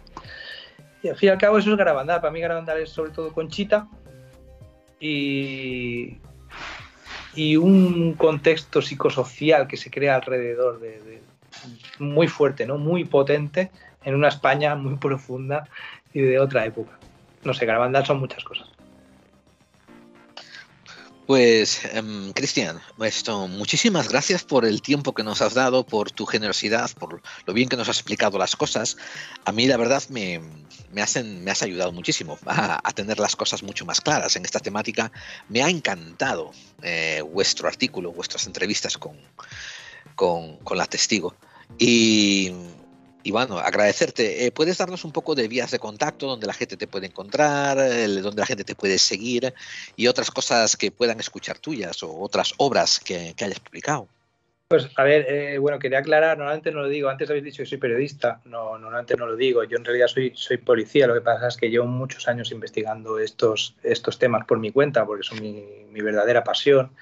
Y digamos que no tengo programa ni tengo nada por el estilo. De vez en cuando hago cosas con David o con otra gente, pero bueno, si la gente me quiere seguir, pues puede ser eso, a través de Facebook. Es Cristian, mi Facebook es cristian.puig.77, o en Instagram, que lo tengo... Instagram no, perdona. Twitter, que lo tengo ahí un poco abandonado, la verdad, que sería @cristianpuig6.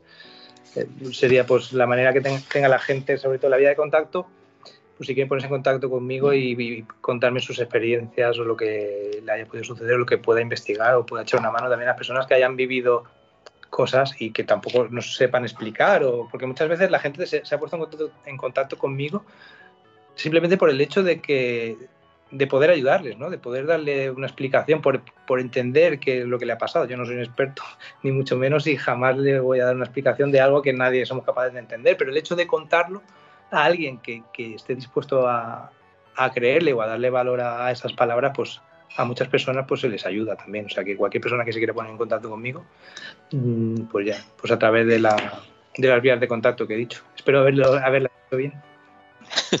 Lo sabremos brevemente cuando empezaremos a leer en el muro de iVoox. ¿Cómo era el tipo ese? ¿Dónde lo contacto? Bien, pues muchas gracias, Cristian Puig, y infinitamente agradecido por tu tiempo.